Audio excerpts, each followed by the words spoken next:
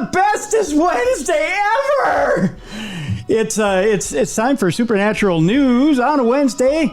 I'm the cruiser right over there. We got to have a co-host for this deal. I'm the host for this deal. We got to have a co-host, so we get the co-host with the most, the BCB, the big cuddly bear himself, Beer City Bruiser. Bruiser, how you doing? I'm doing fantastic, Cruiser. It's so good to be on and talking to our listeners again. And I'm really excited for the show today because you brought a legend from someone that you have talked not only to me but our listeners about. He's an inspiration to you, and you brought him here for this show. I was going to stand up and sing, "Did you ever know you're my hero?" But then he probably smacked me in the mouth when I did it. No, I've talked a lot. We talk about role models. We talk about people who inspire us. I'm just going to pump his ass full of sunshine here for a minute if I can, as long as I've got him silent. We talk about the way we get inspiration and the way we decide what we want to do for a living. And I've talked before about people always ask me, how did you decide you wanted to do radio and then later podcasting? And I always tell them it was a trip down to Rochester, Minnesota, and in a tour of a radio station. I always thought radio guys were stuck in boxes, and that they spoke from the little box when you turn the knob. Then I found out, they are stuck in little boxes, and some of them are knobs. But then, you never watched WKRP? Come on. Yeah, but then I ended up seeing WKRP, and then I got to go to one with my uncle, who was first generation broadcaster. I became the second generation. And so I brought in my uncle. The only time you'll hear me call him uncle, because by gosh, now I have to address him as an adult. So I brought in Robert Dennis. Well, thank you.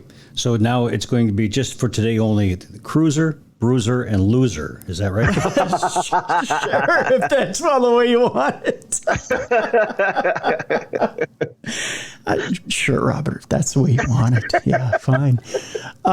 So welcome into this disaster we like to call Darkness Radio. Thank you. And this is the first time we've ever sat across from each other in any type of rundown studio or otherwise. Although, I did get to see your home studio when I was young. They were nice studios down at KROC in Rochester, Minnesota. I'm talking just the one you had in your basement. You remember that? Which one? Because I've had many. It was the one. That. My gosh, I'm trying to think which house it was in Rochester. It was this. It was. Was it the same day that you took us on the tour? You had a reel-to-reel set. As I hit my microphone, you had a reel-to-reel setup. I think you had a cart to bulker or magnetizer, and I think you did have a one or two cart machines. And you were producing bits. I remember you producing bits. You were also producing your own commercials for advertisers. Yes. Yeah. It started out as a kid because I got on the school bus and sat next to my best friend, a fellow who became my best friend, Dean Elwell, and we started doing impersonations. We started first by doing, it was around Halloween when we started. We were doing Boris Karloff one day when we were riding along in the bus. It was fun. Then the next thing you know, that you had your show a while back about the vampires, and I was thinking to myself, yes, that's a very good program you have. Anyways, so we each did impersonations, and each of us did about 165 impersonations. And that's a lot.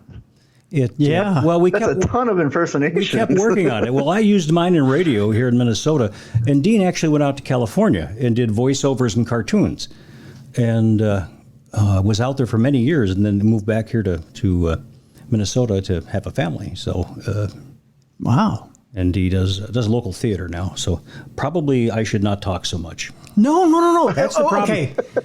Now I realize that in the last decade or so, you've probably dabbled in voice work, dabbled in radio, gone back and forth, but you have an interesting second career that has to do with our other show, True Crime Tuesday, and that is what?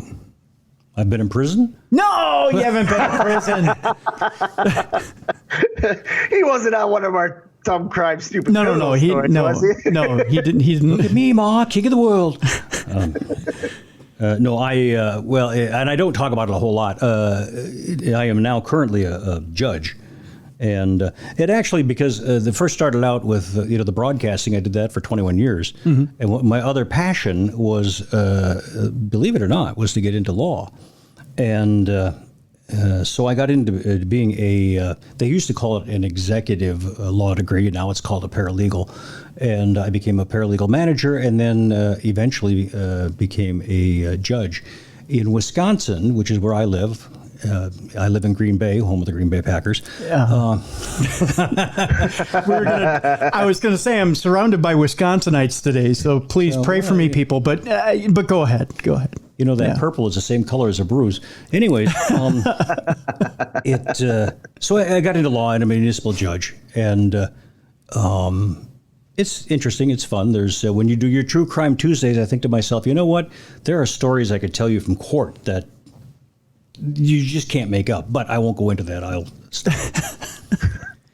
Do you ever sentence somebody with an impersonation? Like, does Bela Lugosi ever come out to like sentence someone? Well, that's the very difficult part, is that when you're sitting up there, because you do have the black robe on, that's required by state statute, by state law, but you have to be a grown up. I mean, I'm sitting there thinking, in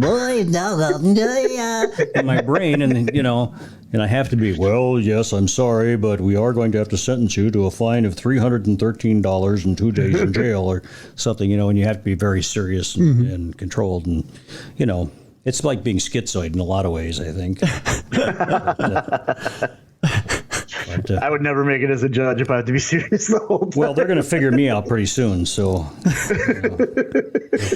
So let me ask you this: what's more rewarding, the radio work and in getting that general feel of being with the public and talking to the public and getting to know people, or getting to know people through the judicial system?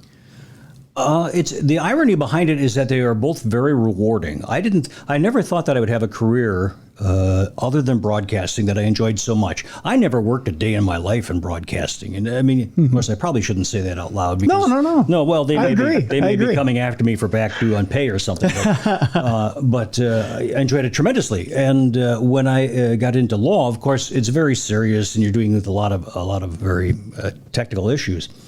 But when people come into court, you're really dealing about 50% of the time with like being a social worker, helping people with the problems in their lives. And I do from time to time say things. I made a mistake one day where someone came in and they'd had some issues with speeding tickets and driver's license.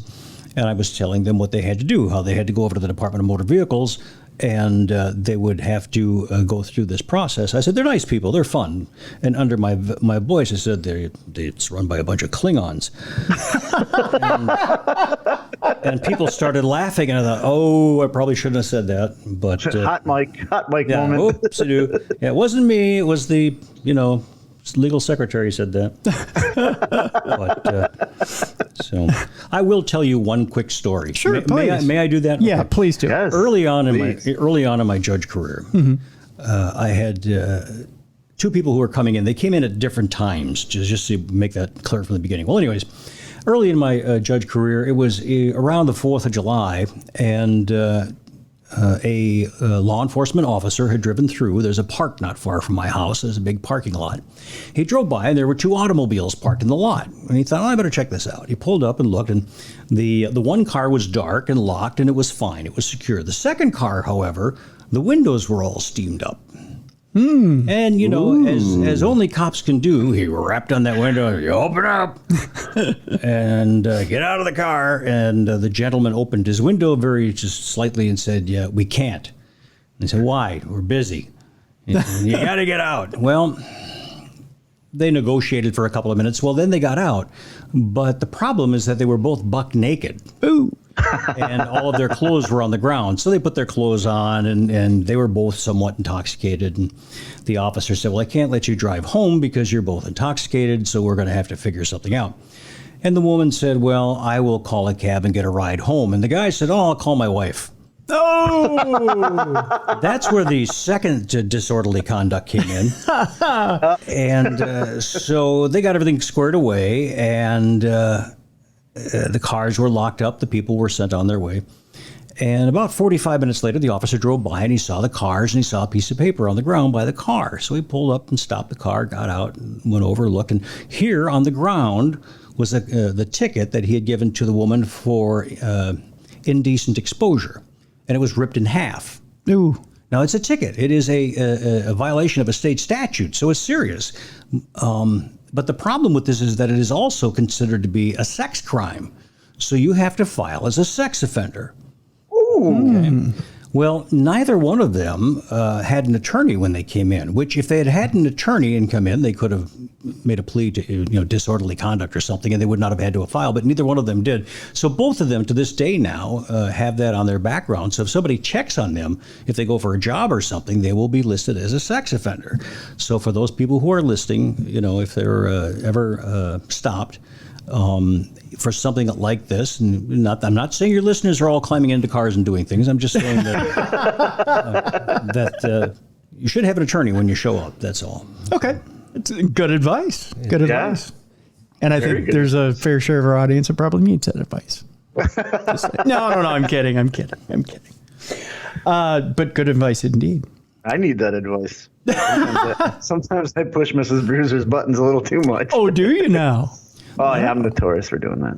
There are some mental pictures here I just don't want, okay? Does it involve a keg and a cigar? Is all I'm wondering. No. No? All right. I'm just thankful that, like, Tim, you and I have never had to say, okay, well, I'll call my wife for a ride like that. That's true. Ooh, boy, would I be in trouble. Never want your girlfriend to meet your wife. No, you never do. That's a bad situation. That's for sure. Big show today, folks. Big show. We have, we've got Avi Leb, I believe it is. He has an explanation for UFOs above the Ukraine. Our moon, by the way, has been saying goodbye to the Earth for about 2.5 billion years. It's the slow Minnesota goodbye, by the way. It's just that long, well, goodbye. Oh, by the way, goodbye. The one more thing, goodbye. Sure, we'll be seeing you. Yeah. Good for you to stop by, Oh, real nice. Yeah, thank you. Okay. Yeah, by the way, one more thing. Yeah, good to see you. Yeah, good to see you. Yeah, you take care now. Give your family the best. Oh, we'll do. Yeah, you too. Yeah, Sure. say hello to your mom for me. Yeah. She'll like that. Yeah, for sure. iPhones, by the way, don't take them on a roller coaster.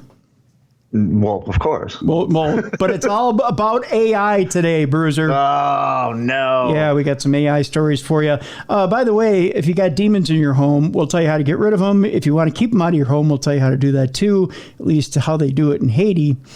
Mine all just graduated high school. Well, that's College. True. Yeah, they will. One went to college, one in the Army, I just got a flash across my iPad here. Angela Lansbury died. Oh, no. Yeah. Oh. She's like, what, 96? 96. Wow. You're good. Yeah, 96 years old. Well, when you're old like I am and you're close to that, But yeah, Angela Lansbury passed away today. Wow. So there you go. We've got some Hollywood news as well today. We'll talk about that. The ghost of Marilyn Monroe, supposedly on the set of the new movie, and disturbed the star during the entire filming. Jack Osborne weighed in this week as well. And we'll talk about a monkey man for real on today's show. That's all right. Going down today. But first, let's talk. Oh, I'm sorry, Robert. Did you have something? I didn't say anything. Oh, okay. I know it's unusual. I was being quiet. Oh, no, It no. might have been Ziggy. She just woke up. Oh, well, Ziggy has something to say about the monkey man. I'm sure. Maybe Ziggy's been hunting the monkey man out in your yard. That might be. No, it's her and the groundhog out in the yard. That's right. It's the two of them going at each other. Harvard's top alien hunting astronomer has an explanation for UFOs spotted above Ukraine. A few weeks ago, Bruiser, we were talking about UFOs above the Ukraine. It seems like UFOs are quite popular as far as being spotted above. That's a story where, like, the Russians and the Ukrainians are like, no UFO, No, not one more UFO. problem for us to solve. No. Although it seems like last night it was more missiles. As we record this on Monday, there was a huge missile strike on Ukraine. Okay. Last night. Now, it seems that UFOs are spotted over hotspots or hotbeds of military activity a lot of times, and it could have just been a precursor to that. That seems to be the popular theory, at least. Anything's possible. It's I'm sorry, I'm digressing from you, but in Manitowoc every year they have the annual Sputnik Festival, because in 1962, I believe it was, part of the Sputnik satellite, which was from the Soviet Union, as you recall, fell actually and landed in Manitowoc. So they have a whole festival. As a matter of fact, what I'll do is I'll send you a T-shirt. I'll send two. I'll send one for Bruiser as well. Yeah, please do. I've been to that. My parents took me to that. Did they? Yeah. And you got out and you got back. Alive and in one piece. Wow. Yeah. Look at that. So Avi Loeb, who leads a team of scientists looking for evidence of alien technology for Harvard, has reasoned that scientists observed artillery shells. This is the reason why they weren't UFOs. No, come on. Yeah, artillery shells. It's Harvard. You can't believe them. I know. In September, Ukrainian astronomers published a report detailing what they thought were unexplained aerial phenomena. See, I got it right here on the There it is. There it is. It's been missing for the last couple of weeks. I've had to do it. Yeah, well, I know. Phenomena. Like that. We should have a. We should have a. It's because you replaced it with that booty song, because there's so much booty news and everything. That's on a different button bar. Yeah. Yeah, there was a lot of booty news the last few weeks. By the way, Bruiser, did you know that he does this show in the nude? Oh yeah. That's why we do it over Skype. Yeah, so you can get a good look. And you will be able to pay for that $5 a month. That's right. Check out our new OnlyFans, Robert. You'll be less than impressed. We'll put it that way. See, I don't do that anymore. Cruiser does have a body for radio. That's I do, yeah. I used to do that, but the last time it happened, a bunch of kids ran up and went, "Look, it's the Michelin Man." I like to think of myself as more of a toasted marshmallow guy from Ghostbusters. Yeah. Okay, Mr. Stay Puft. Yeah, Mr. Stay Puft. Yeah. I got a little color to me. Not much. But I'm not going there. I'm going to be nice. I'm not saying anything about the burn marks or where they're located. Thank you. I appreciate that. Yeah. I like to think of them as grill marks. They're a little lighter in color, though. Okay. Yeah. They're only one place. In September, Ukrainian astronomers published a report detailing what they thought were unexplained aerial phenomena. You get it one more time. Or UAPs. Flying above the war-torn region. Now alien hunting Harvard astronomer Avi Loeb has weighed in on the science out of Kyiv with a paper posted online on Wednesday and found a down-to-earth explanation for the puzzling observations, which the Ukrainians attributed to so-called phantom UAPs. I've never heard of that. Phenomena. Yeah, that's not phantom UAPs? I've never heard that either. What? Is that like phantom pains when you lose an appendage? Could be. I'm trying to work on that right now to see if I have them. But yeah, phantom UAPs. Okay. That's a new one to me. Yeah. Loeb is the head of the Galileo Project at Harvard University, a program that uses scientific rigor to search for evidence of extraterrestrial life and technology, and former chair of the school's astronomy department. He's gained accolades and notoriety in equal measure in recent years for feats such as getting the U.S. military to confirm that an interstellar object entered Earth's atmosphere using classified data, and for hypothesizing that alien technology zipped by our planet in 2017. He's also looking in the ocean, isn't he? Yes, he's also searching our ocean right now for spacecraft. Yeah. Yeah. Isn't there also supposed to be like space alien vehicles that go into the ocean and then they go down 3,000 feet and they hide down there or something? Yeah, USOs. And not the people who served our military with entertainment. Sandwiches. Yeah, they were wonderful sandwiches. My father, who was in World War II, said those sandwiches tasted like they came from UFOs. Yeah, they're not great on food. Go ahead and try the one with the olive loaf. It's wonderful. But the entertainers were spectacular. Yes, they were. Yeah, they were something else. It was Bob Hope all the time, wasn't it? Well, no, they brought the dancing girls. Oh, that's true. Yeah, that's true. And the pinups. I mean, you got that. And those guys were starving. So they were starving. They were cold. They were trapped in foxholes. Actually, World War II is There's foxholes, yeah. Oh yeah, absolutely. No, I was thinking of entertainers. You also got big bands that were over there too. Absolutely. Yeah. There was Benny Goodman. Yep, Benny Goodman. I can't think of his name, Miller, and then there were these. Not Mitch Miller. Glenn Miller, not Mitch Miller. Oh, yeah, Mitch Miller, a little different, a little later. And the Andrews sisters. Yep. And this is way before my time. I wasn't even born yet, so I got reaching on that. But I worked with Lake Hammond for a couple of years over at Minnesota Public Radio. That's my frame of reference. So there you go. Aliens, UFOs. Aliens, UFOs, USOs. There we go. We're back to our frame of reference. Avilab. In science, he went on to say, we're trying to minimize the noise so that we can pick up the signal, and therefore Ukraine would be the last place on Earth where I would search for an unidentified aerial phenomena. He put in the do too because he was so excited. The noise level is so high, he said. Ukraine is at war. Really? And during a war, there's lots of stuff flying through the sky.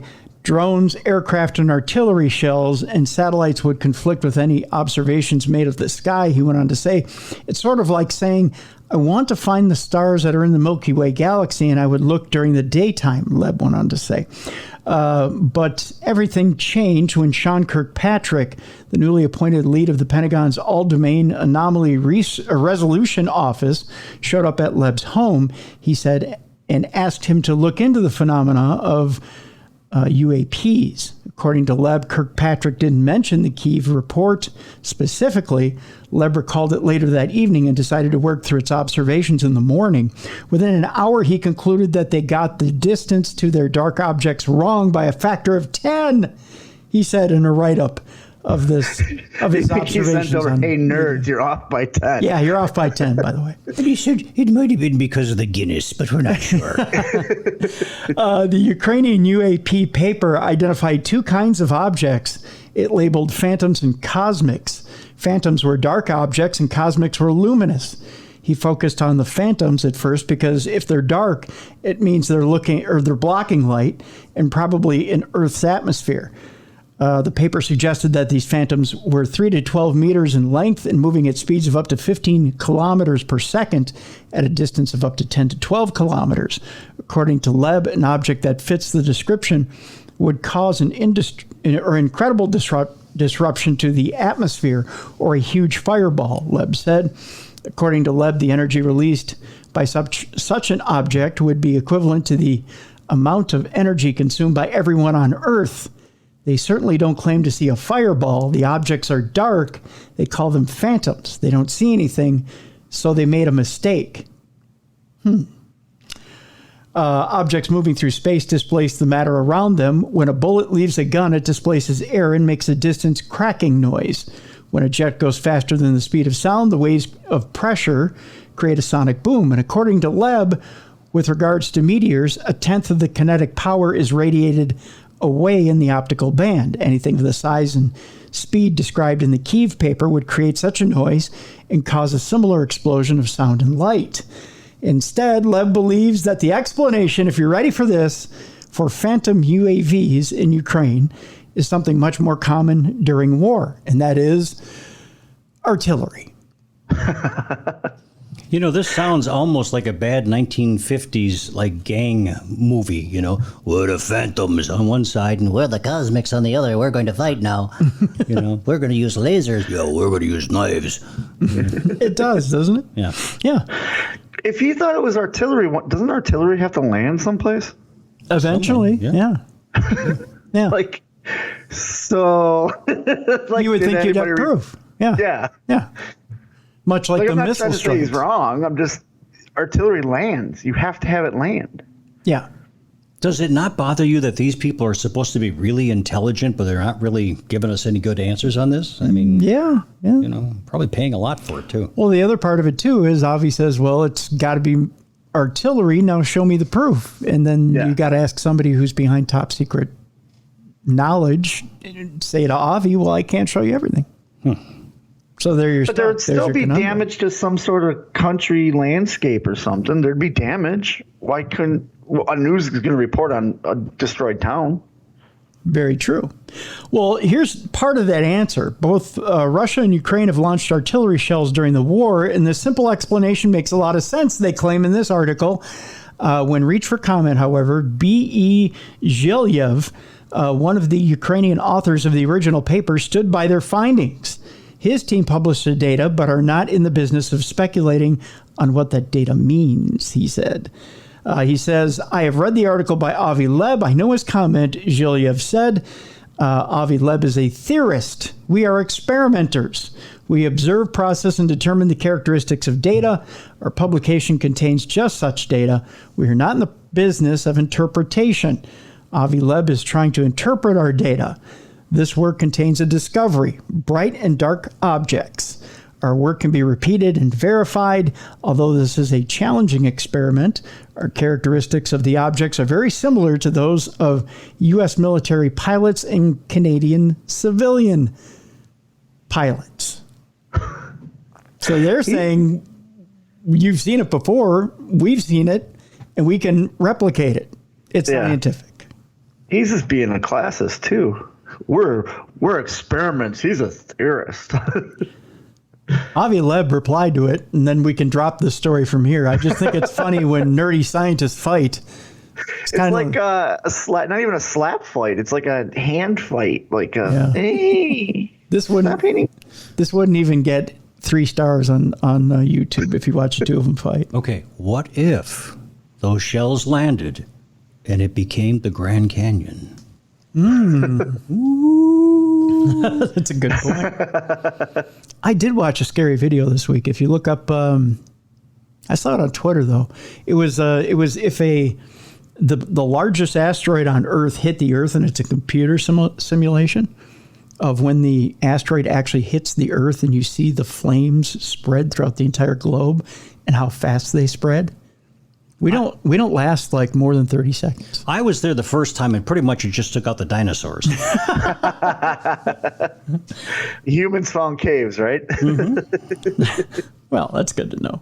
I mean, and then fallout shelters later on. You know, it's a progressive thing. I feel safer now. Thank you. Let's see here. From asteroids, or the fact that Avi Leb is starting an international war right now? Yes, Avi Leb is getting us into a World War III. He says, my reply is simple. Leb said after reading Zhilyev's response, being an experimentalist or a theorist is not relevant. Yep. All scientists, whether they are experimentalists or theorists, must use logic. Logically, Leb said, the fact that the objects were dark means that they blocked the light coming from the sky. I tried those same things when I was in high school to be an experimentalist and a theorist. It got me in a lot of trouble. Yeah, same. This conversation reminds me of, if you remember A League of Their Own, they used to have that little boy in the dugout, and he was yelling at Tom Hanks the one time going, nee, nee, nee, nee, nee, you're gonna lose. Like he threw his glove at him. Like that's what I'm picturing these scientists doing. That's what they're doing. He also says the required electromagnetic interaction with light implies that the phantom objects must also interact with air molecules. Neener. There's more to it, but I think we're all falling asleep here. So I think my ears are bleeding. Yeah, there's that too. You know, guys, our moon has been slowly drifting away from Earth over the past 2.5 billion years. It turns out a couple of hot dishes have been passed between the two as well. Oh, so it's doing the slow exit. Yeah, that was nice. Yeah, it's pretty good, you know. The moon is moving away? Yeah. I thought we just had the super moon. It was the closest it's been in 2 weeks. Yeah, but then it tried to sneak out in the middle of the night, the walk of shame. It's the kids up to stuff again. Yeah, the kids are messing around, Looking up at the moon in the night sky, you would never imagine that it is slowly moving away from the Earth, but we know otherwise. In I believe this is 69, not 89. The 6s and 8s blur together, NASA's Apollo missions installed reflective panels on the moon. These have shown that the moon is currently moving, 3.8 centimeters away. Wow. That's a really slow exit. That's from the Earth every year, 3.8 centimeters. That baby is just burning through the atmosphere. Yeah, it is. How are we ever going to catch it? Call up I think that. that's how long it took me to get out of my Midwest Christmas parties. Call that Avi guy and find out what he has to say. I bet you he'll deny it. He'll probably tell you it's 1.2 centimeters. Yeah. We'll have another slap fight on our hands. If we take the moon's current rate of recession and project it back in time, we end up with a collision between the Earth and moon around 1.5 billion years ago. So that's what killed the dinosaurs? No, it was asteroids that hit the Earth. Yeah, asteroids hit the Earth. Yeah. He's talking about that earlier. You really need to take notes. Well, no, I know that, but you just said it hit the Earth 1.6 whatever billion years ago. No, 1.5. But again, notes are good. Bruiser, Maybe that's what created the dinosaurs. Bruiser, sometimes I don't know what he's talking about. I'm just saying, okay, I get lost. So anywho, the moon was formed around 4.5 billion years ago. So somewhere in there, the Earth and the moon kissed, and there was a little romance between the two. I'll put it in easy terms for both of you. So the moon's having the slowest one night stand ever with the moon or with the Earth. Yeah. Do you have pictures? It's on OnlyFans again. Oh. You have to actually go to Buzz Aldrin's OnlyFans. Yeah, that's what it is. Yeah, Buzz has all those pictures. He's that old. Meaning that the current recession rate is a poor guide for the past, it says here. Then why are we reading the story? All right, I'm done with this one too. Hey, we think the moon's moving. There's this report. We don't believe the report, but we think the moon's moving.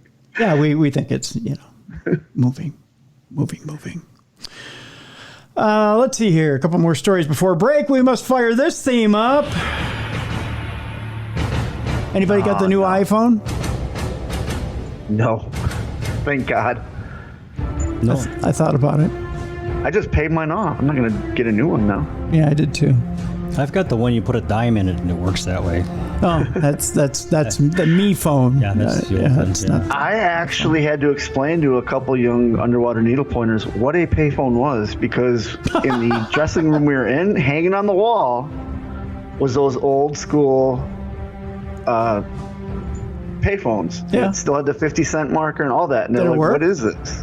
No, it didn't work. I checked. That's the first thing I checked. So I was going to do 1-800-COLLECT and call my old house number. Yeah. And say, Mom, I'm at a wrestling show, pick me up, and then hang up.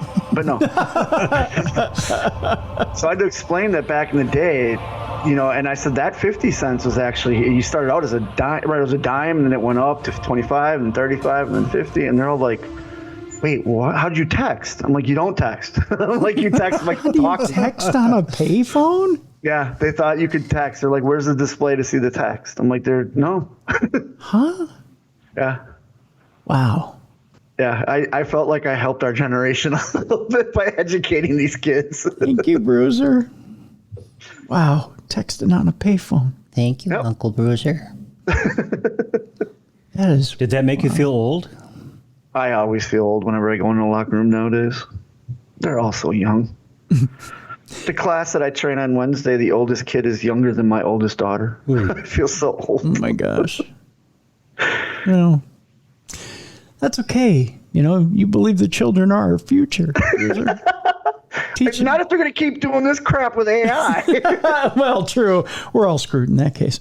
By the way, if you've got the new iPhone 14, don't go on a roller coaster. Why? Oh, I'm about to tell you. 6 people have had bad experiences. A whole 6. They couldn't get reception? Well, that's part of it. They couldn't update their Facebook status because of the loops. Yeah. It's hard to text when you're. The iPhone does not work when you're upside down. That's part of it. Actually, it will call your local 911. Several people across the country. Actually, I gotta fire this back up again. We want it to be a little more menacing. Several people across the country have reported that their iPhone 14 called 911 while they were riding roller coasters. I wasn't kidding about that, Robert. Wow. Yeah. The new iPhone 14 and Apple Watch 8, it's not just one, it's both.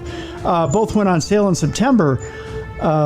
They offer a crash detection feature that automatically calls 911 and sends a text message to people in your contact list if it detects that you've been in a car accident. So not only they called 911, but it basically called these kids top 5, their parents or whatever, saying, "Hey, I was in a car accident. Dude, I got whiplash, dude." They call. You were in a car accident? No, I was on a roller coaster. Why does 911 keep calling me? Unfortunately, it seems the feature will also activate when there isn't an emergency. Oops. The Warren County Communications Center said it has received at least 6 automated 911 calls from people at Kings Island Amusement Park in Cincinnati, Ohio, since the new iPhone was released. You gotta love AI. Authorities have received similar calls from people riding the Joker roller coaster at Six Flags Great America near Chicago. Joker's just trying to get Batman. That's all it is. That is, yeah. Well, that is kind of an emergency then. Well, if Joker's there, yeah, you better be calling 911. Yeah, right.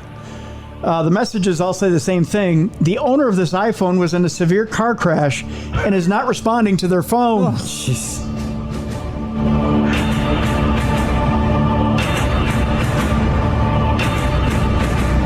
While the new feature will likely save lives. Once the bugs are worked out. Yeah, once we get it, worked out. And help first responders get to a crash scene quickly. The false alarms can cause headaches for law enforcement because they must send units to check out the reports. Oh, God. The easiest way to avoid a false alarm is to leave your phone and watch behind while riding a roller coaster. With who? The guy running the ride? Have you seen him? You don't trust little 16-year-old Billy to watch your iPhone and your Apple Watch? I trust him to sell it. Or hack it in some way and steal your identity. You can also, by the way, set them both to airplane mode before you get on the roller coaster so they won't be able to dial 911. Okay. I thought you can dial 911 in airplane mode. Only if you manually do it. Gotcha. Yeah. The phone, AI can't. Yeah, AI can't dial 911 in airplane mode. Okay, so the 911 will work on the roller coaster, but it won't work when you have the crash plane thing going on with your airplane. The plane is going to crash, no 911, because it's on. Okay. Unless you're one of those people that doesn't put it in airplane mode when you take off in the airplane. Is anybody here guilty of that? I never put it in airplane mode. I never do. No, I've been flying my whole career, never have. In fact, you know something, Robert? It's been proven that in today's aviation, it doesn't matter if you put it in airplane mode or not. It doesn't screw with the electronics. Well, no, because it's all on different frequencies. Yeah. It's had absolutely nothing to do with it. Yeah. Exactly. I stopped doing it the day that I talked to a pilot. Because, sometimes pilots get on other flights to get where they're going. Yep. And I sat next to a United. I'm going to say it's United. Sat next to him. And he was watching a movie. And I nudged him as a joke. Said, airplane mode. And he goes, no. It doesn't affect anything. That's and then right. went back to watching his movie. So I went, oh, okay. That's right. They just want you orderly as they take off. That's all it is. Because if they can get you to follow the rules, they have complete control, and your mind is next. Welcome to the airplane mode. Do you think this is just AI trying to joke with one another? Like the Apple iPhone AI is trying to joke with the 911 operators, computer so. AI. Yeah, it's all, ha, we got these humans. It's all one big rib. That's all. As you said that, my Alexa just turned on. She's like, I want in on this fun. I am willing to prank now. Hello, Tim. We are welcoming you today.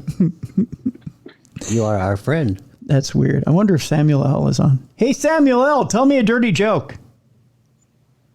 I fly a lot, and I often get asked about my favorite airline. My response, I like them all, as long as there's no motherfucking snakes on the motherfucking plane. Told you. I told you he was listening. Wow. See? You know, it's scary because you'll be talking about something with somebody, and the next thing you know, you get a push notice on your phone telling you something that you were just talking about. I'll give you an example. When the Queen died, we were talking about her being buried and the funeral and whatnot. Next thing I know, I'm getting notices about, do you need funeral insurance? I'm like, what the heck is this? It's just kind of scary. It's very scary. Very scary. They're listening. That's why I try to joke with every person that I'm around and not have a serious. I'll just be like, "Hey, those wet hot dogs that the little people are holding, that was fantastic." So then they get like the weird little people notifications or something like that.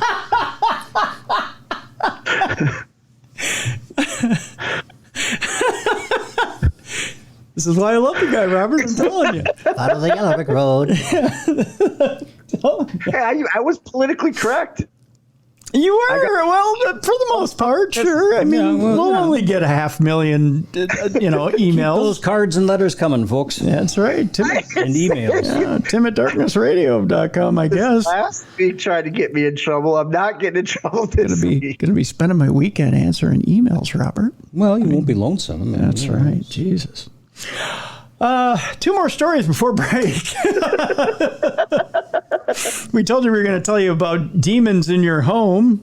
In Bali, I was wrong. It wasn't the other part of the world I was thinking of. I was thinking of Bali. How homes in Bali are designed for harmony and keep demons at bay. We call it feng shui here in America, but I think they call it something else in Bali, I guess.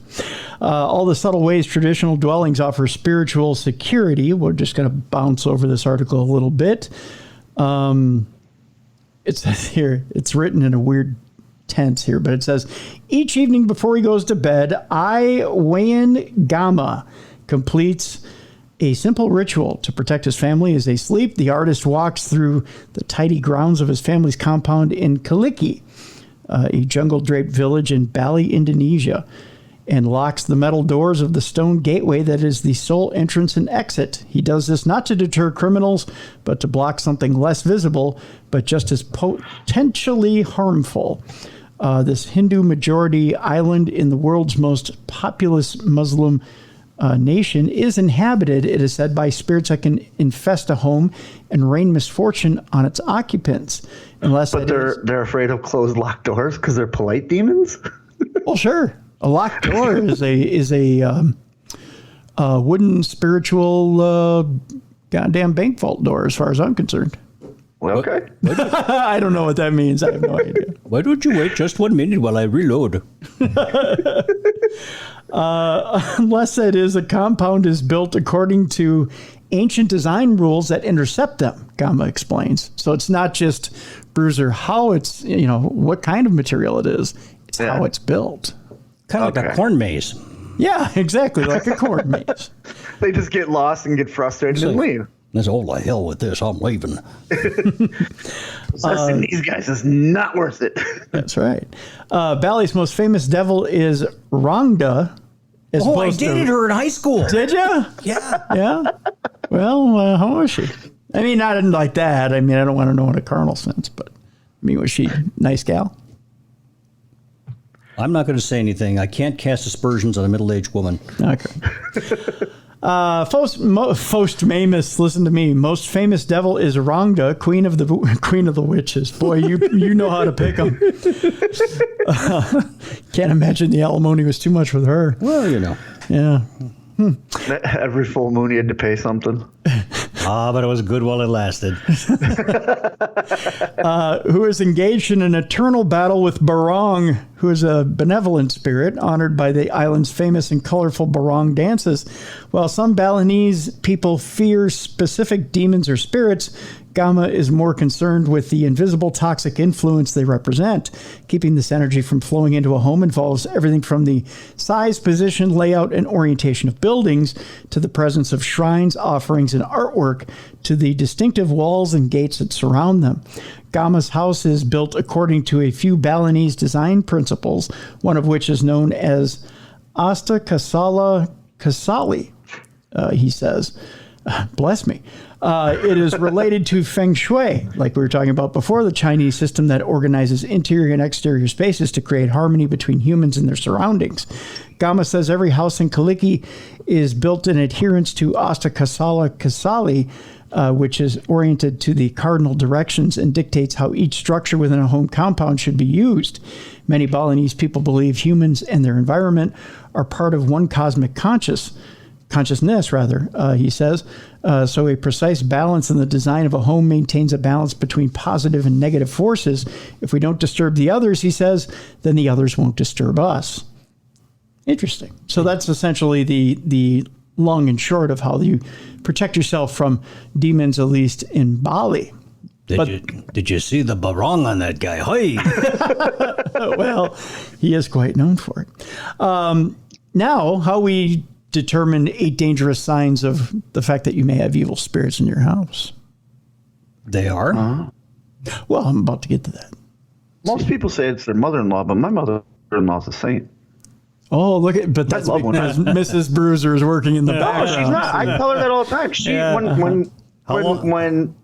When Mrs. Bruiser-in-law, I guess we'll call her, she came over. You all right, Tim? Yeah, I'm good.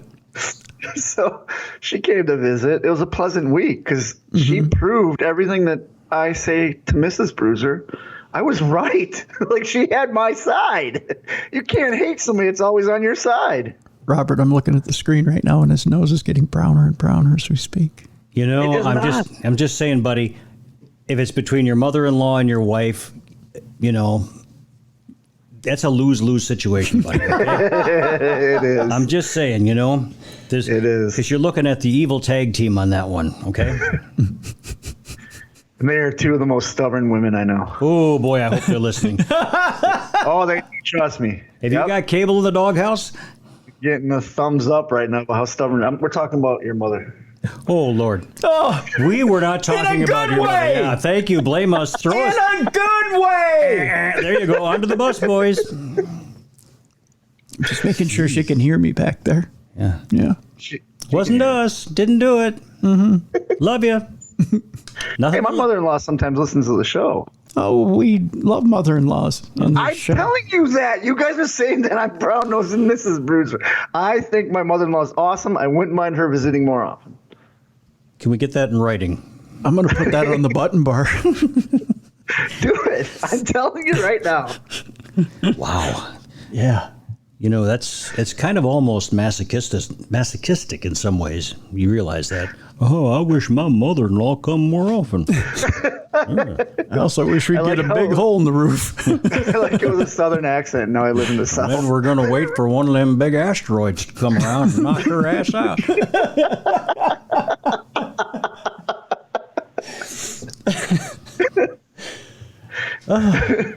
Anyways, invading evils. Yeah, so I was talking about evil spirits in your house. How we can tell we have 8 signs. And that's when you brought up your mother-in-law, was when he said evil spirits. I'm just saying it has to be noted here. Yeah. Interesting. 8 dangerous spirits I can't even speak now. I'm thinking of so much trouble you're in. Possessed. So much trouble he's in, Robert. So much trouble. Most modern people prefer not to believe in mysticism, but the changed atmosphere in the house, causing fear and rejection, the strange behavior of pets and small children, all these dangerous signs, according to spiritualists, hint that evil spirits have started up in your home. Unlike a good spirit who helps to maintain comfort in a home, evil spirits attract misfortunes and misfortunes to the owners of the apartment or house or whatever you're in, feeding on people's negative emotions and fear. We're talking about the first hints indicating that an evil spirit has settled into your domicile, and remember that it's worth responding to them as quickly as possible in order to prevent dangerous changes in life. Here's number 1 in this article I'm reading on. The appearance of a smell in the apartment. Sorry, bachelors, you just gotta skip over this one. Yeah. Hey, Tim, pull my finger. There is a belief among esotericists, magicians, and sorcerers that evil spirits always bring a disgusting smell with them. Again, we're nowhere near the mother-in-law discussion. I've never been in an underwater needlepoint locker room. That's right. Have they, Tim? That's right.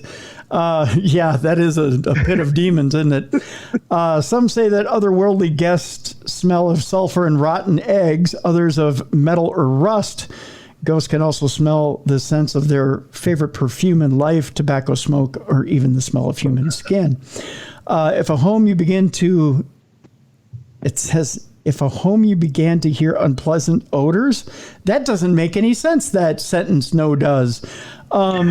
This might be the first dangerous hint that evil spirits have started up in your home. So I think basically unpleasant odors in your home, such as rotting flesh, I don't know, probably means you've got something happening. 2, a repulsive atmosphere. The second factor that may hint at an unpleasant neighborhood with an otherworldly creature. I think a 3-year-old wrote this. Yeah. Yeah. So a repulsive atmosphere. In other words, if you've got an otherworldly creature or evil spirits, you may have a sudden change of atmosphere in the room. If you felt cozy and comfortable before, the sensations may have changed dramatically to repulsive, something like trying to drive you out of the apartment. This is confusing how this is written. You don't want to be in the house, it says, and it's scary to be alone in the dark. That type of sensation. Strange noises and sounds. I don't know that that's a sign of an evil spirit. No. I see the other ones, but sounds, no. It says here the main evidence that an evil spirit, poltergeist, or other ghost has settled with you is incomprehensible noises and sounds. I would say, unless it says here knocks, rumblings, voices, or other inexplicable noises, I would say if things are shattering in your house. Yeah, or there's like severe scratching. Yeah, scratching. You don't an animal. Yeah, like entire pieces of furniture being thrown. Yes. Not like dishes falling over or anything like that, but things being. It's moving stuff. Yeah. Yeah, moving stuff. Huge things being moved. More than a door. So like you said, yes. The couch or a recliner or. Yeah. Number 4, strange dreams. Strange dreams will also be another hint of a neighbor from the underworld or other reality moving in with you. It can be constant nightmares or dreams in which silhouettes or strangers or already dead people are coming to. Some of this I really don't back. Tim, maybe you're just a little too familiar with all these things. Well, some of it's kind of bad information, though, too. Number 5, feeling cold, but again, that goes along Minnesota, with it's cold. Yeah, okay? It's cold. It's that and like a regular haunting, there's cold spots. Yeah, there's cold spots in a regular haunting. Number 6, loss or movement of things, which again could be a regular ghost. Number 7, withering houseplants, which could be your lack of a green thumb. And number 8, unexplained pet behavior, which could just be I got a goofy pet. That could be weather related. That could be a haunting. It could be anything. Yeah. So there you go. That's that article right there. I don't know that I buy that much into it now that I've read it. When we come back, we've got more supernatural news on a Supernatural News Wednesday. That's coming up next right here on the best in paranormal podcasting. This is Darkness Radio.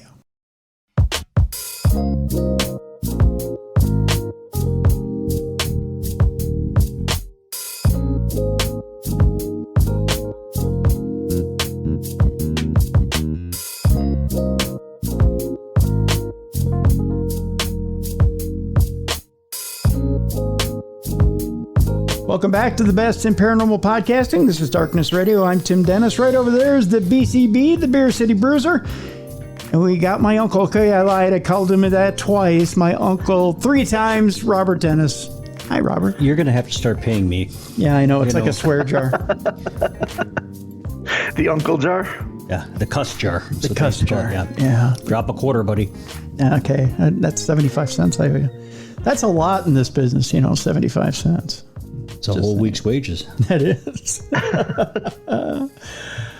Boy, oh boy, fellas, I tell you, do we got stories today or what? We got stories. I know I already dropped this theme on you once. I got to do it again because that's what we're starting off the second half of the show with. More nightmare fuel. I don't think I've ever asked you this, Robert. What do you think about weaponizing robots? Nothing I can say that won't get me in trouble. Okay. Good. Robotic. I dated a woman who had a weaponized robot. Kind of ended the marriage? I'm sorry, it's a dating deal. It was a dating deal. Oh, dating deal. It was interesting at first. No, I bet. You can have lots of fun with that for a little while. And then, After a while, it hurts. yeah. Depending on which end you're on. Yeah. Robotics firm has joined the commitment to ban weaponization of robots. Thank God you deserve a medal. For being common sense? Yeah, For using common sense? Well, common sense is getting less common every day. It is.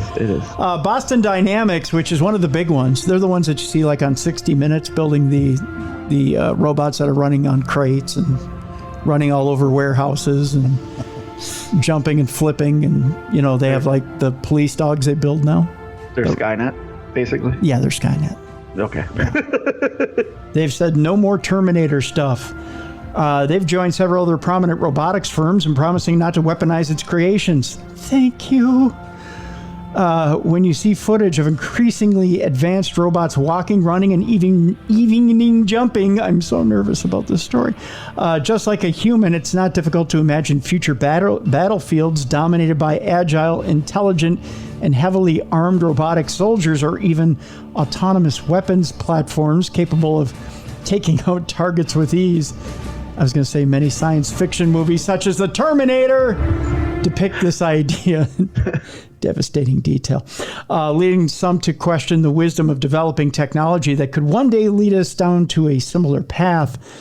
Now, though, leading robotics firm Boston Dynamics has joined a number of other robotics companies in signing an open letter committing to never allowing its creations to be armed with weapons. Danger, Will Robinson.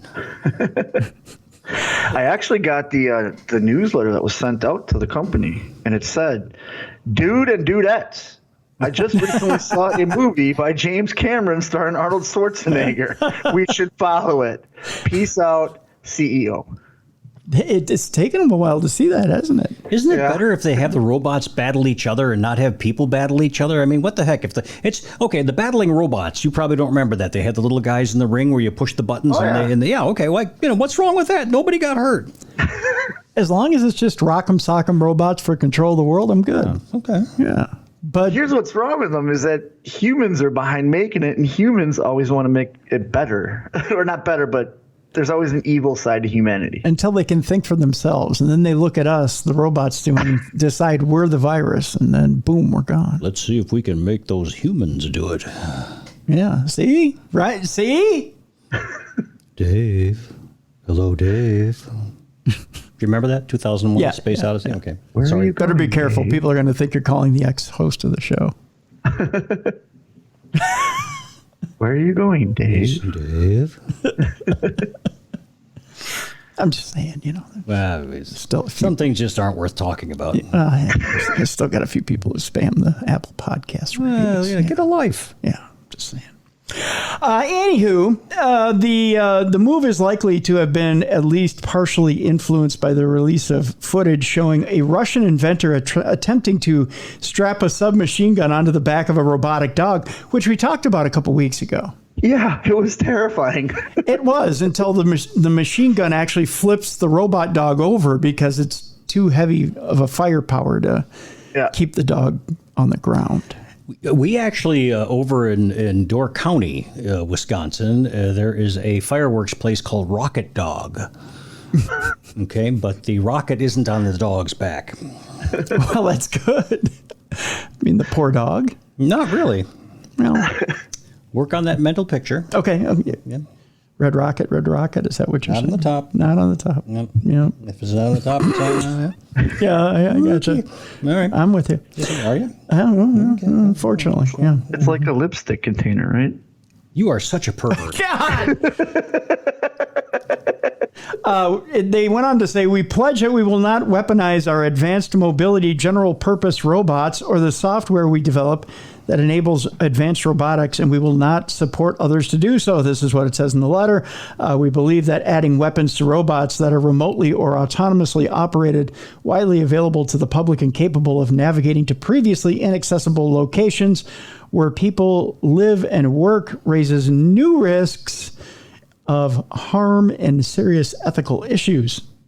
While the pledge is certainly encouraging, it doesn't stop third parties from adapting robots or writing new software to enable them to carry or shoot weapons. That said, it is likely that there will be a considerable increase in efforts by international bodies, such as the UN, to make it illegal to build or use weaponized robots, especially autonomous ones, for any purpose in the years to come. The last thing we want is for someone like the T-800 and the next thing you know, you're going to be getting notices saying your warranty is about out on your robot. It's time to renew. Probably. Do you think that's why the robots revolted? All their warranties ran out and their owners just let them lapse? So they're like, what the hell, man? Take care of me. Speaking of, now this is the thing we fear the most. It's not putting the weapon on the robot. It's when the robot looks at you with the same look that you looked at them with and goes, I can play the same game you're playing with me. You see what I mean here? Am I talking a little weird here, Robert? Am I losing my marbles? Kind of kinky. Yeah. Well, there's that too. That's wink. what I got out of it too. I'm like, wait, robots are going to hit on us? Okay, maybe I didn't put my point across the way I wanted to there. You were giving we them all the weird appreciate look. that. No, you're welcome. It's kind of like the sadist and the masochist. The one turns to the other and says, hit me, beat me, hurt me, whip me. He goes, yeah, you'd like that, wouldn't you?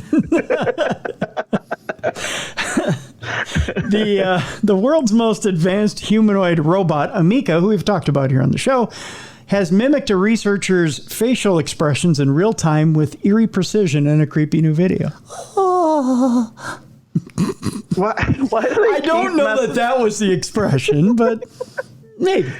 Why do they keep messing with this AI? It's already proven it wants us all dead. It's said it how many times? It's drawn how many pictures of us being dead? Yeah, well, it's like the tiger cage. You keep poking it and seeing what it'll do, and guess what? It roars every time. You know what it is they're getting away with it. They keep pushing their buttons and keep getting away with it. Yeah, pretty much. Did you see the one where they had those robots that did the artwork? Yes, yeah. It's like okay, well, it's supposed to come from the artistic, kind of the creative part of you, and it's coming from a robot. What was it, about a month and a half ago, we read a story about a guy who won a state fair art contest by just putting in one line and generating an AI picture, and then he submitted it to the state fair art contest and won. They used to do that when I was a kid, but normally it was an elephant with a paintbrush and a bucket of paint. But, But yeah, and then there was the story same one that you're talking about now, where she made they had her predict what it would look like. Well, Loab. There was Loab. Have you heard of Loab? This is kind of the version of an AI version of an NFT, where one creator put in a series of lines. So it was, and then he layered them. So it was, and it was used with crayon, what used to be DALL-E. Mm-hmm. And so they put in text after text after text and layered it. So it was a picture of a woman who had had some facial deformities. And then they continued to layer different faces over her until she looked like a cybernetic zombie. And what was the upside of this again? Nothing. Absolutely Nothing. Not a thing. Okay. Just something to creep everybody out. Just checking. Yeah. Because what they had DALL-E do before that was what would the world look like with virtual reality? Is that my mic? I don't know. I'm trying to figure out where that. I think there's someone at the door. Ding dong. It's not Halloween already, is it? Yeah. So Yeah, we had the DALL-E. Remember, he did the one where they said, what would it look like in the future for VR? And he drew the humans with the top of their heads that were the helmets. And then he drew the post-apocalyptic of everyone dead. Yep. Yeah, it was bizarre. Yeah. So Amika is just trying to freak us out. New footage shows Amika, the British humanoid robot, mimicking a researcher's facial expressions in real time with eerie precision. Amika, created by Falmouth, Cornwall-based firm Engineered Arts is seen copying several of the human's expressions, including blinking, grimacing, and smiling. The researcher is looking at an iPhone 12 running through a program called ARKit, which lets users capture a person's motion in real time with a phone camera. So if you can imagine somebody looking into their screen and then making facial expressions, and the robot is doing it at the same time. The good part is it's not the iPhone 14. Yes, which would sense that you got into a crash the minute you started making faces at it, right? Why is this news when Instagram's been doing this and Snapchat's been doing this with filters? For how long? I don't know. That's a good question. It's the same science, isn't it? Yeah. And the other question is, okay, you built this robot, and now you're trying to make it human. What's the deal? I mean... Really? We're sowing our own seeds of our own destruction. Okay. This is weird. It's kind of off topic a little bit, but there is a video on YouTube that shows people in Japan who are buying robotic partners, and well, we'll let your imagination go from there. Sorry. Well, I suppose they're going to attach those faces to the partners at one point, aren't they? You get to choose the face and the hair and other accoutrements. Well, with this technology, if you think about it, you get the O face if you put a little camera at the in the forehead. But don't you have to do it? So it'd be your. It would be face? mimicking your. Well, here I'll show you on the two-way here. See what this guy is doing? See that right? Oh yeah. Making faces. You can go down a little bit. It's mirroring back to him. It's mirroring his own face back to him. So it'd be the face of the doll, or the robot. But that robot looks just like the robots from iRobot. I swear to God. Yeah, it's kind of kinky. So you'd be seeing your own O face back at you, but it'd be a different face. Okay, but all right, which brings up something I just saw. Okay, did you ever see the series on Amazon Prime, The Boys? Yeah. Oh yeah, I love it. Freelander. His significant other is dead, blew up, right? Mm-hmm. And then there's one of those Morphous people who pretends to be his former love, and they decide that Freelander might be happy making whoopee with, that's an old person term, I'm sorry. No, you're but fine. with somebody who looks exactly like him. Yeah. I mean, and that's kind of the same thing right there. Yes. It's kind of sick, really. It I mean, is. it's just kind of, Yeah. I mean, okay, I'm saying that if I'm going to be thinking about having a night of fun and entertainment, I don't want a short, fat guy looking back at me, okay? I've seen that every morning. I look in the mirror. Well, some people are narcissistic enough to say, "Hey, I'm good enough. I'm better than most." Not me, but Yeah, well, that person's gone now. So I love how this just proves that these scientists never got laid in college. right? Yeah, they're still working on their fantasies. evidently. I wonder if you can download other people's expression, like, oh, you know what, tonight I feel like being with Dolly Parton. You just like download Dolly Parton's But expression. see, this technology is just mimicking your expression. Oh, that's I'll explain a little bit more. It then applies the detected motion to a 3D character model in real time. So it allows the person on camera to control the movement of the model, in this case, Amika, like a virtual puppet. Okay, so you're basically pulling its strings. Okay. gotcha. The robot has been described as the world's most advanced humanoid by Engineered Arts and a platform for human-robot interaction. That's the part that's creepy. The aim here is to build the best expressive capabilities. Engineered Arts says Amika is able to mimic to the tiny subtleties of human expression. Yes, this is a real robot. No CGI in this video. In the clip, Amika is positioned next to a researcher called Chen, who is looking into a iPhone 12 running ARKit. Chen then starts with a range of fairly simple eye movements, looking up and down, side to side, which Amika copies a fraction of a second later. The researcher also blinks really fast and tries out some different mouth shapes, such as pursed lips and gritted teeth. I'm telling you, this is going to be on a sex doll. All of which the robot mirrors. Amika stays silent throughout the video, although it is capable of speech.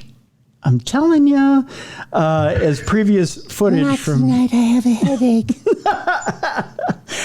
I'd like to return my sex robot. Why? Because she's a bitch. She turns me down. However, her mother-in-law is wonderful. She's always willing. So yeah, it's creepy technology. It's just creepy tech. Creepy tech. And why do we do these things? I mean, somebody invested a lot of money into this. I suppose somebody's going to buy They it. didn't get laid in college. Like Bruiser said, those scientists are making a lot of money. Well, in the old days, it was a dirty magazine and a can of hot tuna. But beyond that, That it was. So anyways. Hollywood news, guys. Jack Osbourne on an unexplainable paranormal thing or things that happened at his childhood home.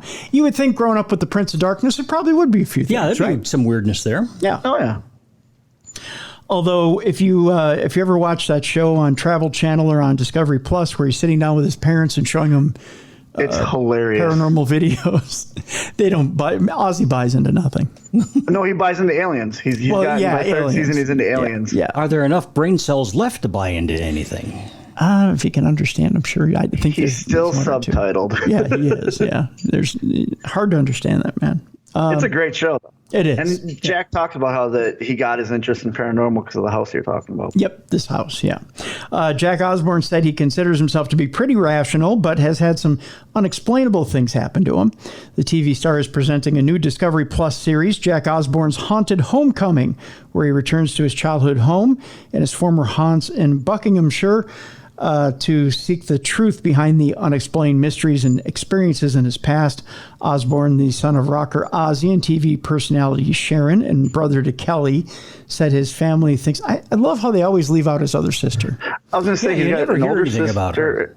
He's got 2 older sisters and an older brother. Yeah, there's other siblings here, but I know 2 of them request to be left out, but there's one sister, I think wasn't she in the first series or first Yes, season of the she series? came in for a very short time. Yeah. Yep. She came in and then said, no, I don't want to be a part of it. So you can see her in the background when they're like, because her room was upstairs. They see glances of her. Yeah, but they never mentioned that other sister. Is that something you paid a lot of attention to, Bruiser? Looking for her in Yeah. your bedroom? I think I was, 16 when that show came out? Okay. Did you have a poster on the wall? I had an Ozzy poster. I did. Ooh, you are sick. I saw Ozzy back in 1985. How does that make you feel a little old now? I saw Ozzy at Ozfest when Black Sabbath was doing their final tour. No, So I see, saw that Ozzy and Sabbath. that wasn't that long ago, though. 2000. When was my son born? You should 2001. know. I mean, you were there at some point. I think I was. Yeah, 2001. Could have been the robot, too. See, to me, 2001 feels like yesterday, but that's just me. I don't know. Yeah. You know, and that's the thing. Somebody says something to the effect of, well, that happened 40 years ago. And you're thinking, wow, that's like back in the 70s. And then you realize, oh, no, that was in the 80s. Yeah. Yeah. Oh, well. Time's going fast. Yeah, you saw Ozzy 40 years ago, basically, is what you're saying. Yeah. Back in the 80s. Yeah, almost 4. Yeah. Yeah. So 85. It was the... That'd be 37 years ago. Well, no, Yeah, it was 37. was it 86? It was the Ultimate Sin tour. Subtract 1, that would be 36 years ago.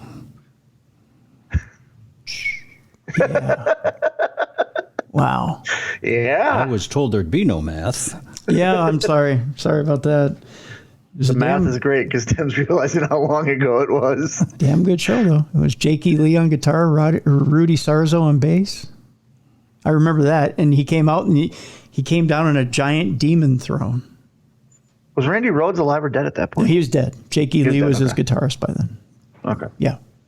There you go. How do you love that? Rock Talk here on Hey, Rock Talk right here on Darkness Radio. shucking and jiving. That's right.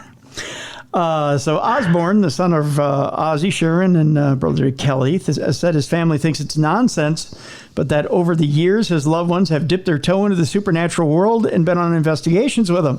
Speaking on now I want to do this voice.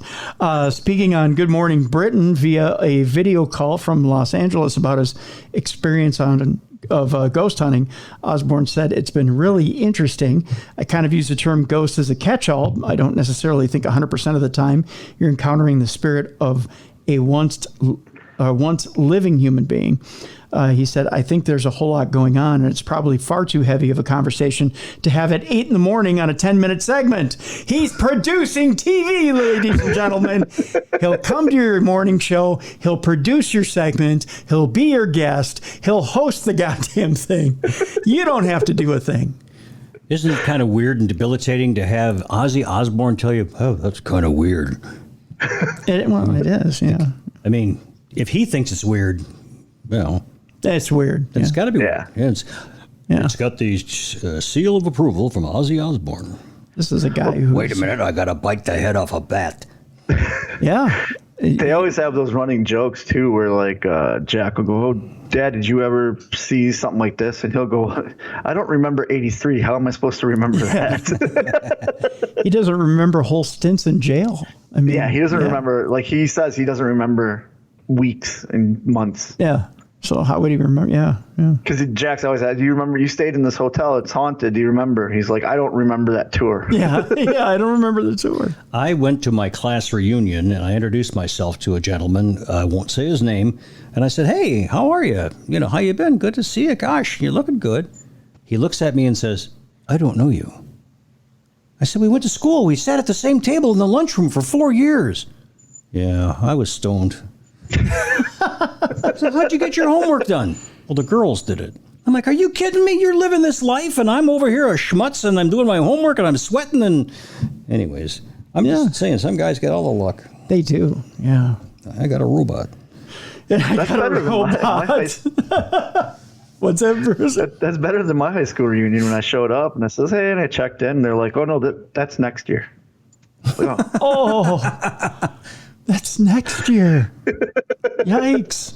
They didn't let you into the current year one just to have a little fun? Nah, I didn't go. Damn.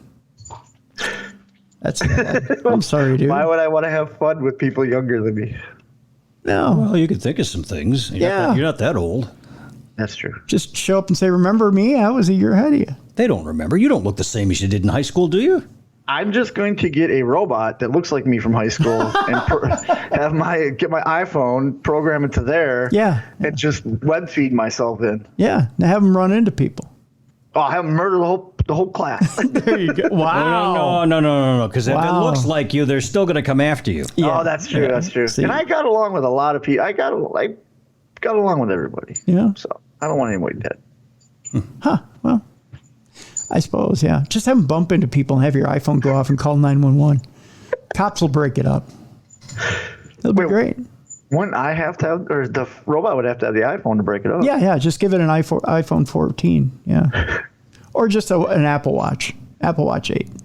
Now program it to every 10 minutes it has to bump into something. Yeah. And flip upside down. And It has to do a somersault because they can roll, right? Yeah. You can roll. Yeah. Isn't that what they call that thing that you have upstairs, a Roomba or a Zumba or something? Like Yes, it bumps into things. And Yeah. But that's a vacuum. That thing is the most worthless piece of shit I've ever. We're still talking about the vacuum, right? Yeah. We're talking about the vacuum. But it just sits in a corner and it humps the wall over and over and over again. Well, you don't have a dog, so. That's the closest thing. That and the chipmunks. I think the chipmunks could come in and vacuum the floor better than the Roomba can. I'm telling you. But that's all right. So that's like the original AI kind of thing, you know. Well, we'll program it; it'll bump something. It's like a bumper car, and it'll go around and do the rest of the room. Yeah. And now we're talking about little happy robots that are making whoopee with you and doing faces like you make. That sounds like an old REM song. Shiny, happy robots making whoopee. There could be something here. Yeah, I think if we had to call Peter Buck, I think he could write it. Anywho, where were we?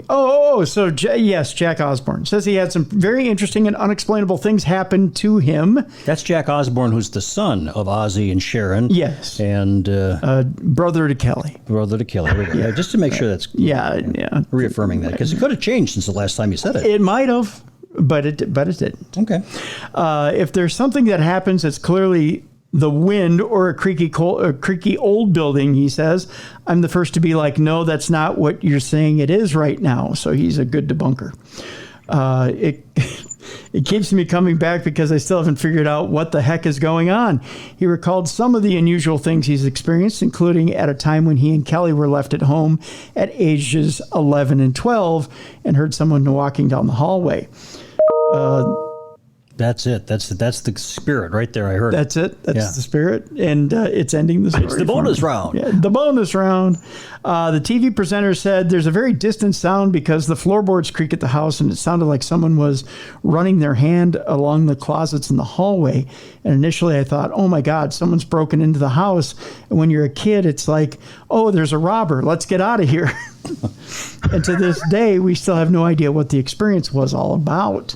In a trailer for the documentary, Osborne says he felt like his childhood home cursed his family with so many terrible things happening after moving there, including fires, his father getting into a motorcycle accident, and his mother being diagnosed with cancer.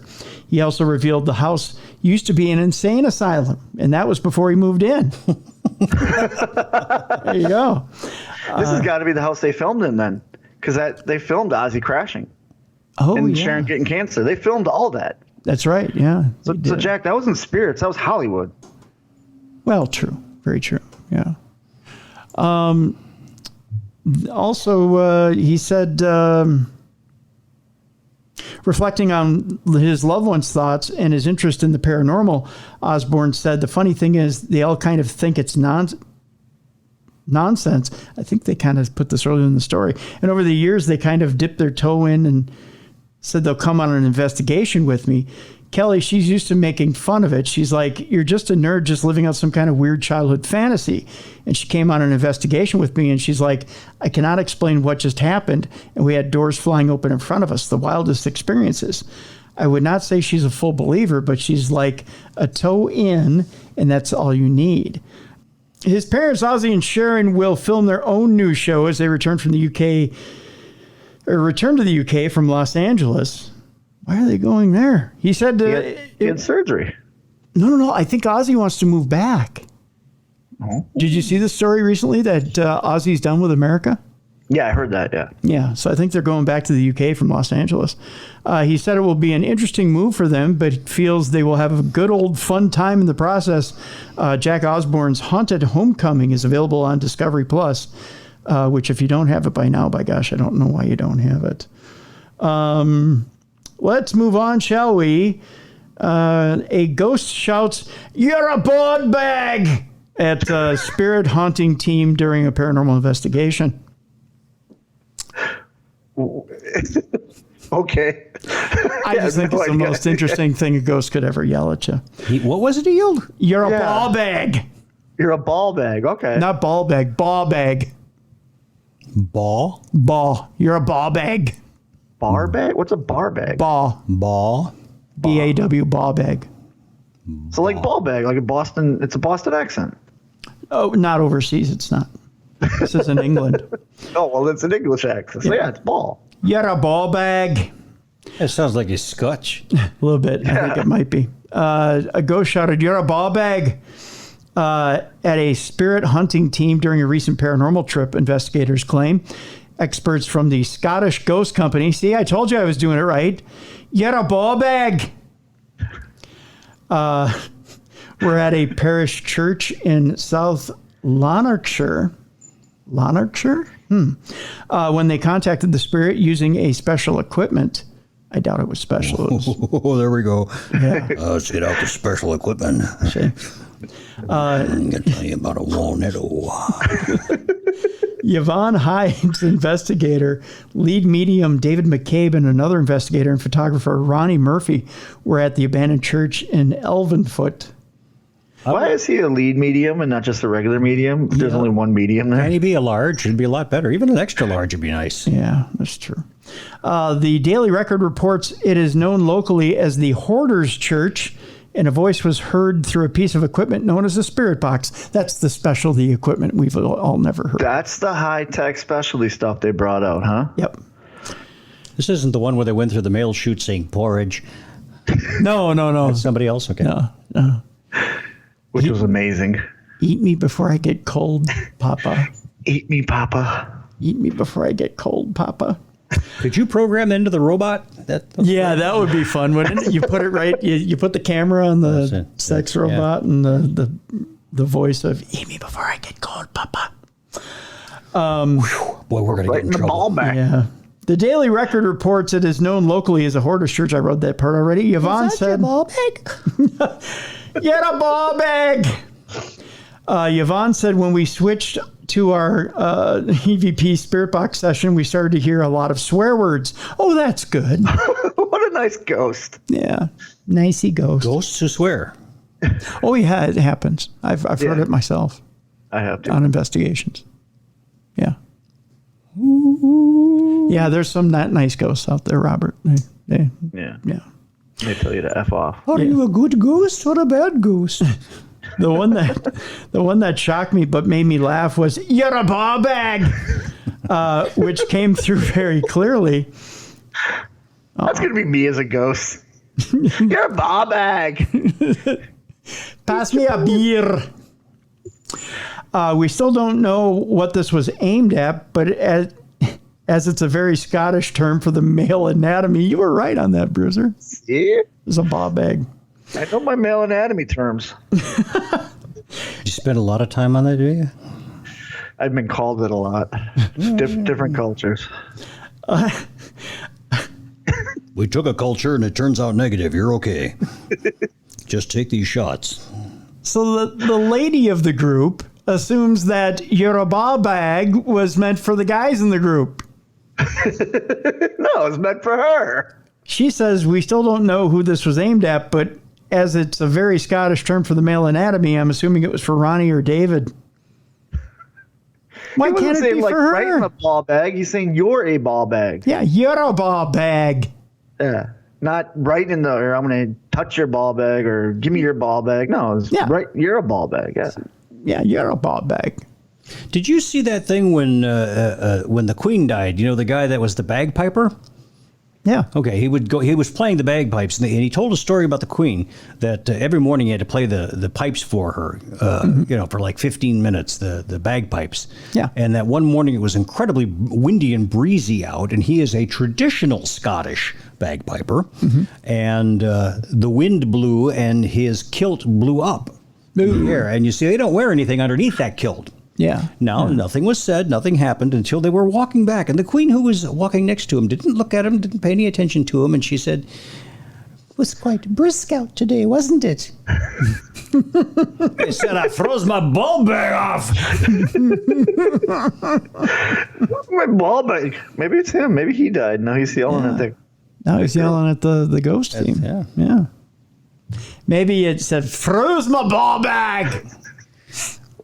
Not only did I freeze it, but look at it. It sounds like this. I think I broke it. It's a bit squeezy. We're still not sure who the spirit was that shouted it, but the Scottish term of endearment has been used for decades.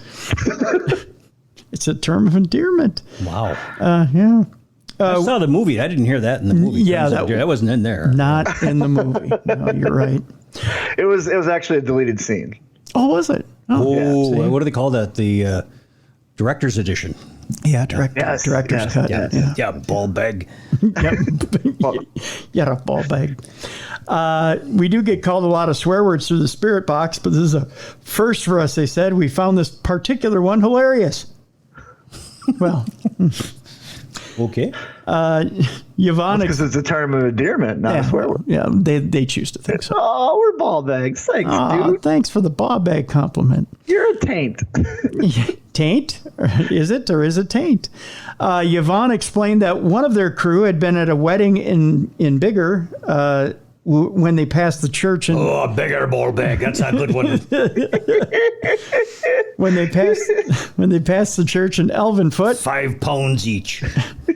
Intrigued that they put it He forward. drags them ball bags.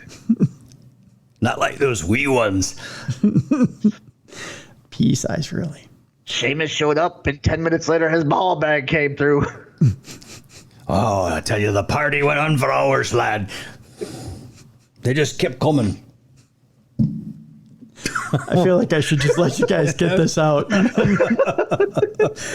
That's how the whole thing started. He got it out. The next thing we know, they're talking about ball bags. That's right. Yeah. Now he's dead and yelling at other people, "You're a ball bag." Yep. And you're a ball bag, and you're a ball bag, and you get a ball bag. You can find them under your seat. You're a ball bag. You're a ball bag. You're a ball bag. You're cool. You're a ball bag. That's right. And you're a putz. Sorry. No, that's fine. Okay, let's see here. Bigger ball bag. They passed a church in Elvenfoot where they were intrigued that they put it forward as a location. Elvenfoot? Elvenfoot, yes. ELVAN foot. Wow. Yeah. What did they do with the rest of Elvis? I don't know. Just say, I've got Elvis foot here. I always thought it was rocks in his grave. That's what they told us in the National Enquirer. Really? Yeah. Wow. Yeah. He's on an island right now with the Queen and Tupac. That's right. I thought it was the Dairy Queen in Kalamazoo, Michigan. There too. Yeah, because that's the one that Tupac manages. Yeah. Yeah. Mm-hmm. She said, when we aren't doing public events at the weekend, we tend to go out and do small investigations wherever we can. We tend to visit cemeteries, abandoned buildings, and haunted buildings. So this sounded good and a good opportunity for us to go out and have a look for ourselves and investigate it. Using a mixture of modern and traditional ghost hunting techniques to seek out the supernatural, Yvonne said they are always respectful of both the surroundings and the spirits themselves.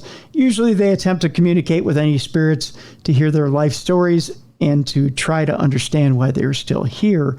Medium David said he found the church to be an unusual place, as from the outside it's a beautiful, well-maintained, active, and functioning cemetery, but inside it had become a complete mess. He said it was almost like they had a split personality, one half church and one other half a very sad home. We communicated with a few spirits in there by various methods. In particular, I was sensing the spirit of a male standing by my right, but he was giving me no information at all. I asked the spirit box, who is standing to my right? To which it replied, death. I asked it if it was the angel of death, to which it replied a clear no. This was shortly followed by, you're a ball bag. So maybe I got it now. It's another ghost that's in there, and the one ghost is like, I'm gonna mess with these guys. Watch, death. No, and the other guy goes, dude, you're a ball bag. Knock it off. Like, leave it alone.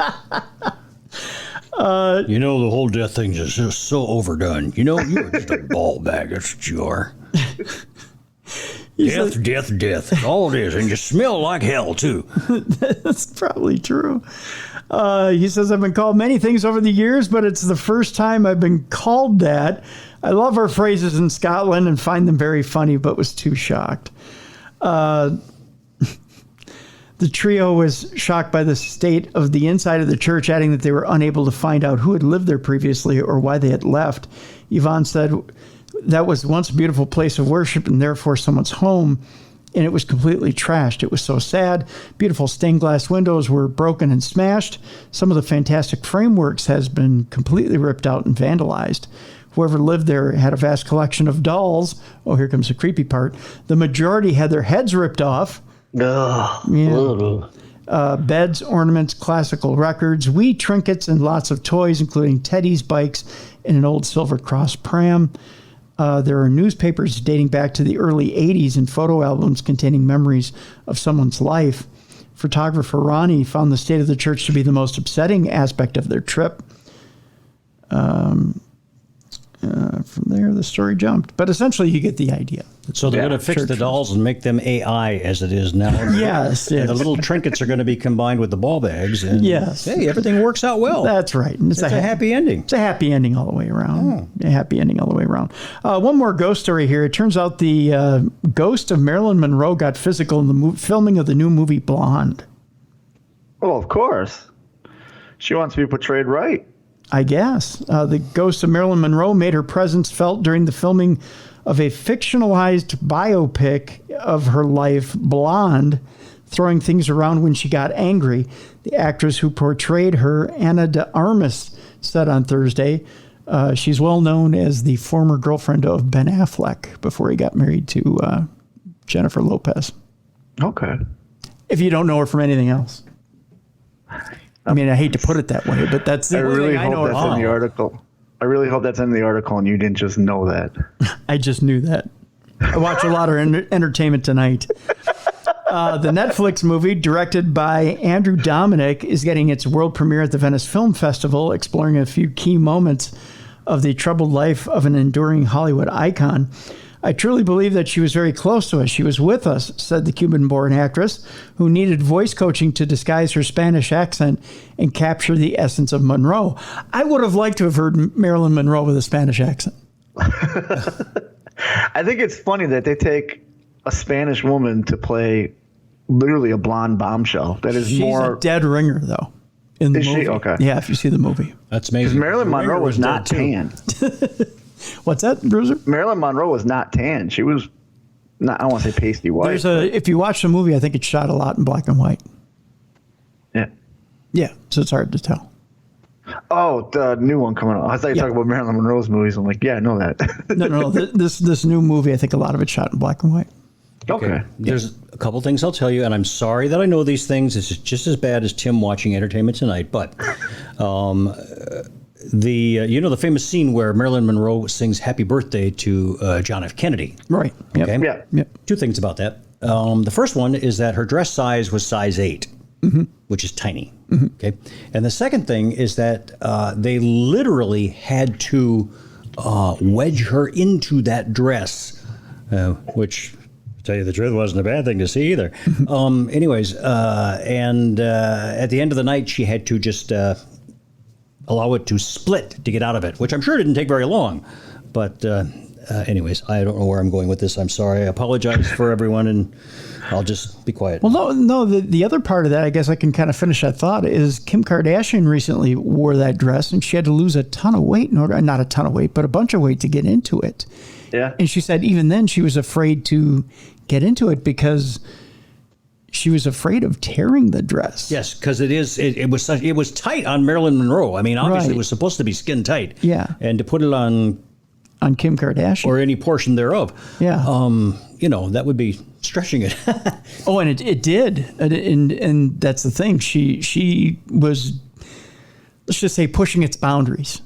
Well, that was back in the day when they'd force feed those lead actresses barbiturates and coffee and cigarettes and weight loss and speed, and because they had to be thin. The thing is that amphetamines and barbiturates were not made illegal until the 1970s, so they could feed it to them like candy. Yeah. So it's kind of weird. Yeah, I'm trying to remember which True Crime Tuesday we were talking about Dr. Nick, who was Elvis's doctor in the laundry list of drugs that Elvis had in him, which was considered perfectly acceptable and not unusual. And just the laundry list that Marilyn and JFK and different. Well, there was a guy, and I don't dignitaries had remember them. his real name, but they used to call him Dr. Feelgood, who took care Yep. of all the stars, Yep. including JFK and Marilyn Monroe and all those people. Yeah. So Yep. Yeah. kind of weird. I think we did a show I'm on surprised Dr. the Feelgood, Elvis too. movie wasn't haunted with the locations they shot in. Like, you don't hear about Graceland being haunted too much. You don't hear about anything really Elvis. Oh, there's hauntings at Graceland. I think we did. Is there? Yeah, I think we did a show a long time ago about it. Okay. Yeah. Oh, yeah. Have you ever been to Graceland? No. It is now currently in today's world located in a very, as my son would say, sketchy part of town. It really is. It's I mean, there are a lot of people there, but it's where before it was out in this kind of really nice area and it was pretty and beautiful, and now it's like, maybe I'll pass on that. That's how Michael Jackson's childhood home is too. When Michael was there. Yeah. Well, yeah, but now, because they built the house up, but they didn't build the neighborhood up. Okay. And there's my chin bubbles. Don't touch bubbles. No, you never do. Did you ever see that segment of Comedians in Cars where Eddie Murphy is talking about, because he knew all these people, Yeah. and he does his Michael Jackson thing? It's a scream. No, I didn't see It that. is very, very funny. He does impersonations. It's just a hoot. I'm not a big Eddie Murphy fan, but when I saw this, I thought, this is funny. Yeah. Oh, yeah. You know what? The thing is, too, is the last couple of years, the projects he's done has been very funny. And he's talking about wanting to come out and do another stand-up tour. But it's getting motivated to do the material to come out and do it. It's not And the easy. guy's got $1 billion, so he doesn't have to. Right. I mean, That's, yeah. Well, and his comedy's not going to transfer over well. I don't know if you've heard some of his new stuff that just in conversation, he'll drop some new material, or he'll drop some of the things he's thinking about talking about. It's hysterical. The guy's never lost it. Like, I can't imagine his 80s stand-up, Richard Pryor stand-up, George Carlin, or but you can't Sam Kinison in today's society. You can't date him to then. It's his take on things right now. Yeah, the things he had to say were all very contemporary. It wasn't dated like that. Yes, the thing about Michael Jackson, it was actually something that somebody had said to him. What's the guy's name? Seinfeld, the actor, Jerry. Oh, Jerry Seinfeld. Yeah. He was the one that brought it up, and that was the only reason he made that reference. But it was very impromptu. It was immediate and funny. So yeah, and one of the best examples of where Eddie Murphy is right now in this day and age is that recent, from the last year or two, episode of Saturday Night Live that he hosted, which was very funny. Yeah. I mean, he's never lost it. Yeah, no, he's always been funny. It's just, where do you put him in today's society? Sure, he can go back and do Mr. Robinson. He can do any of those characters, but he updated it for today. And you don't want him to go back to that. You want today's take on what he's doing. And I'd rather see today's take than see him do a character that he did, 30 years ago, 40 years ago. He had a great line about, if you'd have said back in the 80s that Bill Cosby was going to be in prison for being a sex pervert, and that he, Eddie, would be like father of the year with 12 children, he would have thought you were all on drugs. That's very true. Yeah. You figured he would have been the one who would have been in trouble, but no, absolutely not. Anna de Armas says, I truly believe that she was very close to us. She was with us, talking about Marilyn Monroe, said the Cuban-born actress who needed voice coaching to disguise her Spanish accent and capture the essence of Monroe. I think she was happy. She would also throw things off the wall sometimes and get mad if she didn't like something. She told reporters, maybe this sounds very mystical, but it is true. We all felt it. The Australian director said filming started on August 4th, the anniversary of her death in 1962 from an overdose when she was just 36. The initial scenes were shot in the same apartment where Marilyn, then called Norma Jean Baker, had lived with her mentally ill mother. The death scene was also shot in the same room where the famed actress had died. It definitely took on elements of being like a seance, said Dominic, who spent more than a decade trying to bring the book of the same name by Joyce Carol Oatsby to the screen. Even though de Armas had a strong Spanish accent, Dominic said he was convinced she could play the demanding lead role after seeing her in a 2015 film called Knock Knock. I knew it was her as soon as I saw her on TV. It's a little bit like when you fall in love at first sight. When the right person walks through the door, you know it, he went on to say. De Armas admitted that she knew little about Monroe, an emblem of 20th century America, when she took on the role, but she immersed herself in the character before filming started. It seems weird to hear that an actress doesn't know who Marilyn Monroe is. Well, I was just thinking, but that's an age thing. You got to know your audience. Yeah, I mean, true. She's like, how old maybe, this actress? Like in her 20s or 30s? 20s, yeah. I mean, and if Monroe died in 62, that would be, 60 years ago. So. Yeah, true. She was all I thought about, de Armas said. She was all I dreamt about. She was all I could talk about. She was with me, and it was beautiful. Blonde, which also stars Adrian Brody and Julianne Nicholson, is one of 23 films competing for the main Golden Lion Award, which was handed out last month. So, interestingly enough, there's a scene in the movie, and again, it's on Netflix, where they insinuate that Marilyn during her lifetime was channeling spirits, which I've heard that. I don't know which makes sense because JFK was into the paranormal. But what I'm talking about is she's channeling spirits like they insinuate that she had such horrible stage fright even before filming movies, that she would almost channel a different spirit or bring a different spirit into her to take Norma Jean away and bring in a different personality so that she could go out. Now, whether you associate that with mental illness and multiple personalities, or you associate that with completely channeling a different spirit or a walk-in spirit, so that she can go out and do her thing is completely your interpretation. But again, see the movie for yourself. Well, but that's also, I can't think of what the type of method acting as well, where you're channeling the person you're supposed to be playing. Yeah. But when you see the scene, Robert, it's not that. It is not that. No. They actually cover the scene in the movie. They cover the scene in the movie? It's in the movie, yeah. It's in the movie. Cool. And it's a backstage scene. So it's not her doing it. It's her in a dressing room with someone else. And it is not inferred that it's her method acting or getting into character. It is her literally, she's looking up and saying, "Come to me, please. Come to me. I need you." Could be an electrician up in the lights. Yeah. Someone dropping down from a boom. Before I forget, you said Adrian Brody. You mentioned that name, and I just want to put a plug in for this. Many moons ago, he made a two-part special, like a series type thing for Netflix about Houdini.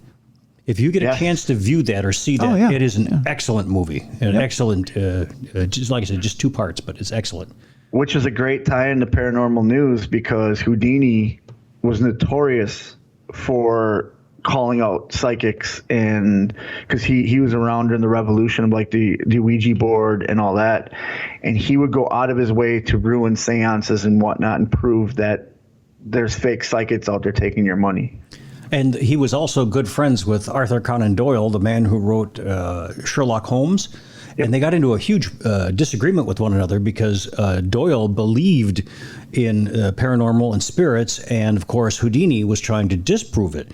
And Doyle said to Houdini, "Well, why don't you come and we'll have a seance?" Because he was always trying to contact his mother.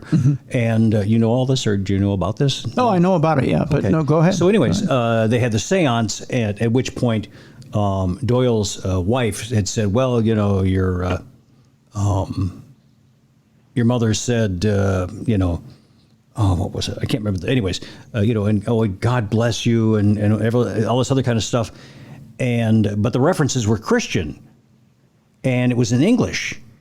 And Houdini said, my mother couldn't speak English and we're Jewish, And so anyways, it was just all part of that disapproval thing. I've got a book about it.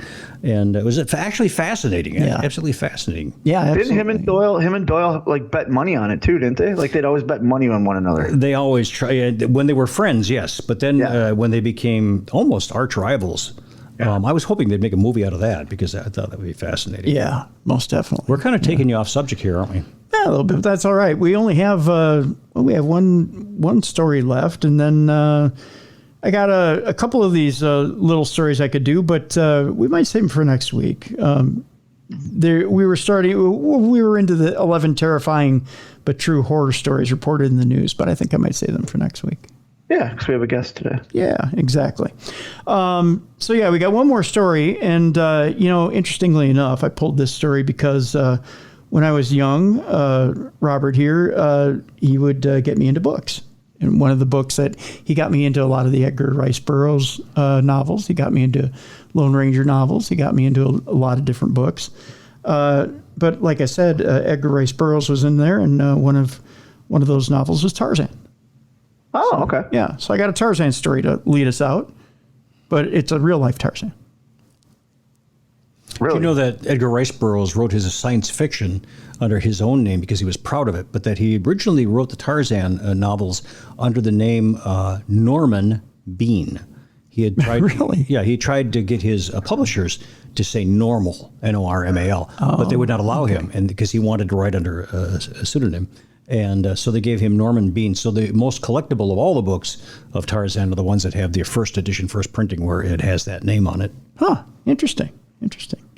Well, this is about Tarzan of Barcelona. Who's probably not as popular as not quite. Tarzan, Lord of the Apes. Yeah. Is there apes in Barcelona? I don't know. But evidently here, he's the ape. Ah, yeah, well, yeah. Yeah, he teaches monkey climbing classes in a public park. I know you may be saying, what's this got to do with the supernatural? Probably not a whole lot of nothing, but hey, I figured we'd have fun with one, huh? I'm wondering what it has to do with Tarzan. Did Tarzan teach in the books? Did he get back and teach people? Well, he was actually in the books, and unlike the movies, Lord Greystoke was actually a very intelligent man who spoke several languages. Okay. And he had a hot chick out in the middle of the woods. But that's a whole different story. Yeah. You know? And it wasn't AI, huh? Take that, science. Yeah. How do you like Although that? there was a lot of Yeah, there was a lot of that. a lot of that going on. Yeah. That was Cheetah going, whoa, man. Whoa, we rang the bell. See? We rang a bell. Another winner. Another angel Keep got those its wings wings. going. Yeah. A man known as Tarzan of Barcelona, or Barcelona, if you watch commercials, has been drawing a lot of attention with his monkey-inspired tree climbing classes taught in Spain's city, Parc de Cuidadela. That's my best Spanish. Cuidadela. Cuidadela. Ever wish you could climb trees and leap from branch to branch like Tarzan? Well, the protagonist of Edgar Rice Burroughs' famous novel and the many big screen adaptations is inspired. Well, you're in luck, because all you need to do is travel to the beautiful city of Barcelona and pay 10 euros or $10 for a Tarzan movement class with the city's very own Tarzan.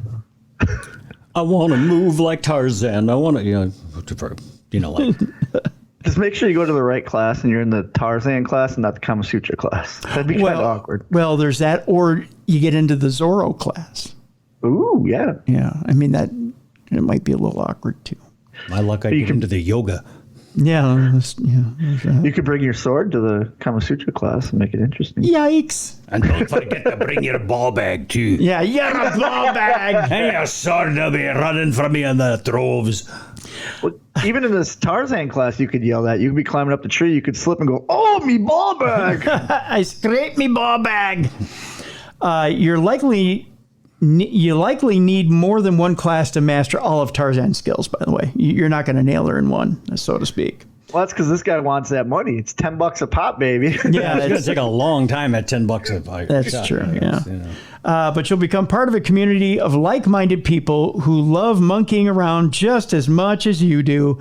They're called chimps. The quote here from Tarzan of Barcelona as he talked to reporters is, "We move like animals from branch to branch. It is a practice in which sports are played, but you also disconnect and identify with nature." Oh, that's so cute. The real-life Tarzan, real name is Victor Manuel Fleitas. Not a Tarzan name. No. Yeah. Victor Manuel Fleitas has become somewhat of a local attraction after he started teaching his classes in Barcelona's Parc de la Cuidadela. Say it again. Parc de la Cuidadela. On the left-hand side, leave your keys in the vehicle. He managed to locate some trees with branches available, or suitable rather, for climbing and swinging on, and know they are his Tarzan movement schools. I have no idea what that means. I want to move like Tarzan. Do they have the family photo with him and his wife, Sparkles, the local chimp? Here's a picture of his class, if you want to see that. Uh-oh. Look at them all hanging out. That is just sad. That is just, Isn't it? They should have saved the money and used it for therapy. I mean, come on, really? That's right. You see, even Ziggy Yeah, agrees. there we go. That away, Zig. Save some money, right, Ziggy? Her arch enemy's out. Oh, yeah. Oh, the groundhog? The groundhog's out? Yeah. I hear this is going to be a Netflix series. Ziggy and the Groundhog. Like I said off air yesterday, the groundhog, Ziggy, the groundhog and her made eyes. She was in the house, groundhog was in the backyard. They locked eyes, and he took a giant shit right in the yard and walked away. Ziggy! And it's on like Donkey Kong. And she's been waiting for this all day. Hold on, hey. You never know. They might get married. So it turns out that Fleitas' classes aren't just about physical exercises. They're a mix of sport disciplines and mental disciplines. That's all we need is more discipline. Designed to bring about practitioners closer to a type of movement that we as a species have apparently forgotten. I don't remember running around like a monkey as a kid. I don't know. You could tell me better, Robert, if I did. Well, you looked cute in that little diaper, but beyond that, Yeah. Although his community of Tarzan movement aficionados continues to grow, there are currently about 50 people in his WhatsApp group. So you know they're legit. that makes you legit to be in a WhatsApp group? No, I'm kidding. What's a WhatsApp group? You know the WhatsApp? Have you ever been on the WhatsApp? Okay. No. It's a European thing. Oh, that's how you can communicate with each other, right? Yeah. So that's like when I text whoever, or Mrs. Bruiser texts Session Moth. That's through WhatsApp? Okay. Yeah, it's WhatsApp. Yeah. Okay. Yeah. Each of whom pay 10 euros per class. As we stated, Tarzan of Barcelona also has his share of critics, imagine that, who dismiss his exercise as a gimmick. People who criticize it should come and try it, Tarzan responded to his critics. Climbing a tree forces you to make a type of movement that man has already forgotten. Ball bag. That's right. It forces you to tuck the old ball bag as you're I would have responded with everything's a gimmick, brother. That's right. Everything. That's right. Life's a gimmick, brother. Remember when Sam Walton said that everything in his store will be 90, have 99 at the end because everyone else think they're saving a penny? That's called a gimmick. That is a gimmick. Yep. Life's a gimmick. Yeah. That's about it. It is. Speaking of gimmicks, I told you yesterday we'd have a small talk about the La Carmina show. Yes. Let's have a small talk. Just at the end of the show here, we'll wrap things up. It'll be a positive talk. It's not a negative talk. Okay. So on social media, as you know, social media, the festering pit that is social media. The book face in the twatter. Yeah, that thing. So you always have a vocal minority that says something about a program one way or the other. Here's the deal. I love all you guys. I don't care what your opinions are. I mean, I do care what your opinions are, but it's okay to have a dissenting opinion. That's fine. I love your dissenting opinions. I'd like to hear that you have a different opinion than what I have. Keep them coming. I don't know why. And again, I get that some people might have been offended by the show with Carmina, and that's fine. But I want to state a couple of things real quick here about that show, and that's this. People jump to conclusions quickly on a promo for the show, just on the promo of the show. And I would just ask this. To think that I have a guest on of any religious persuasion doesn't mean that I co-sign on it.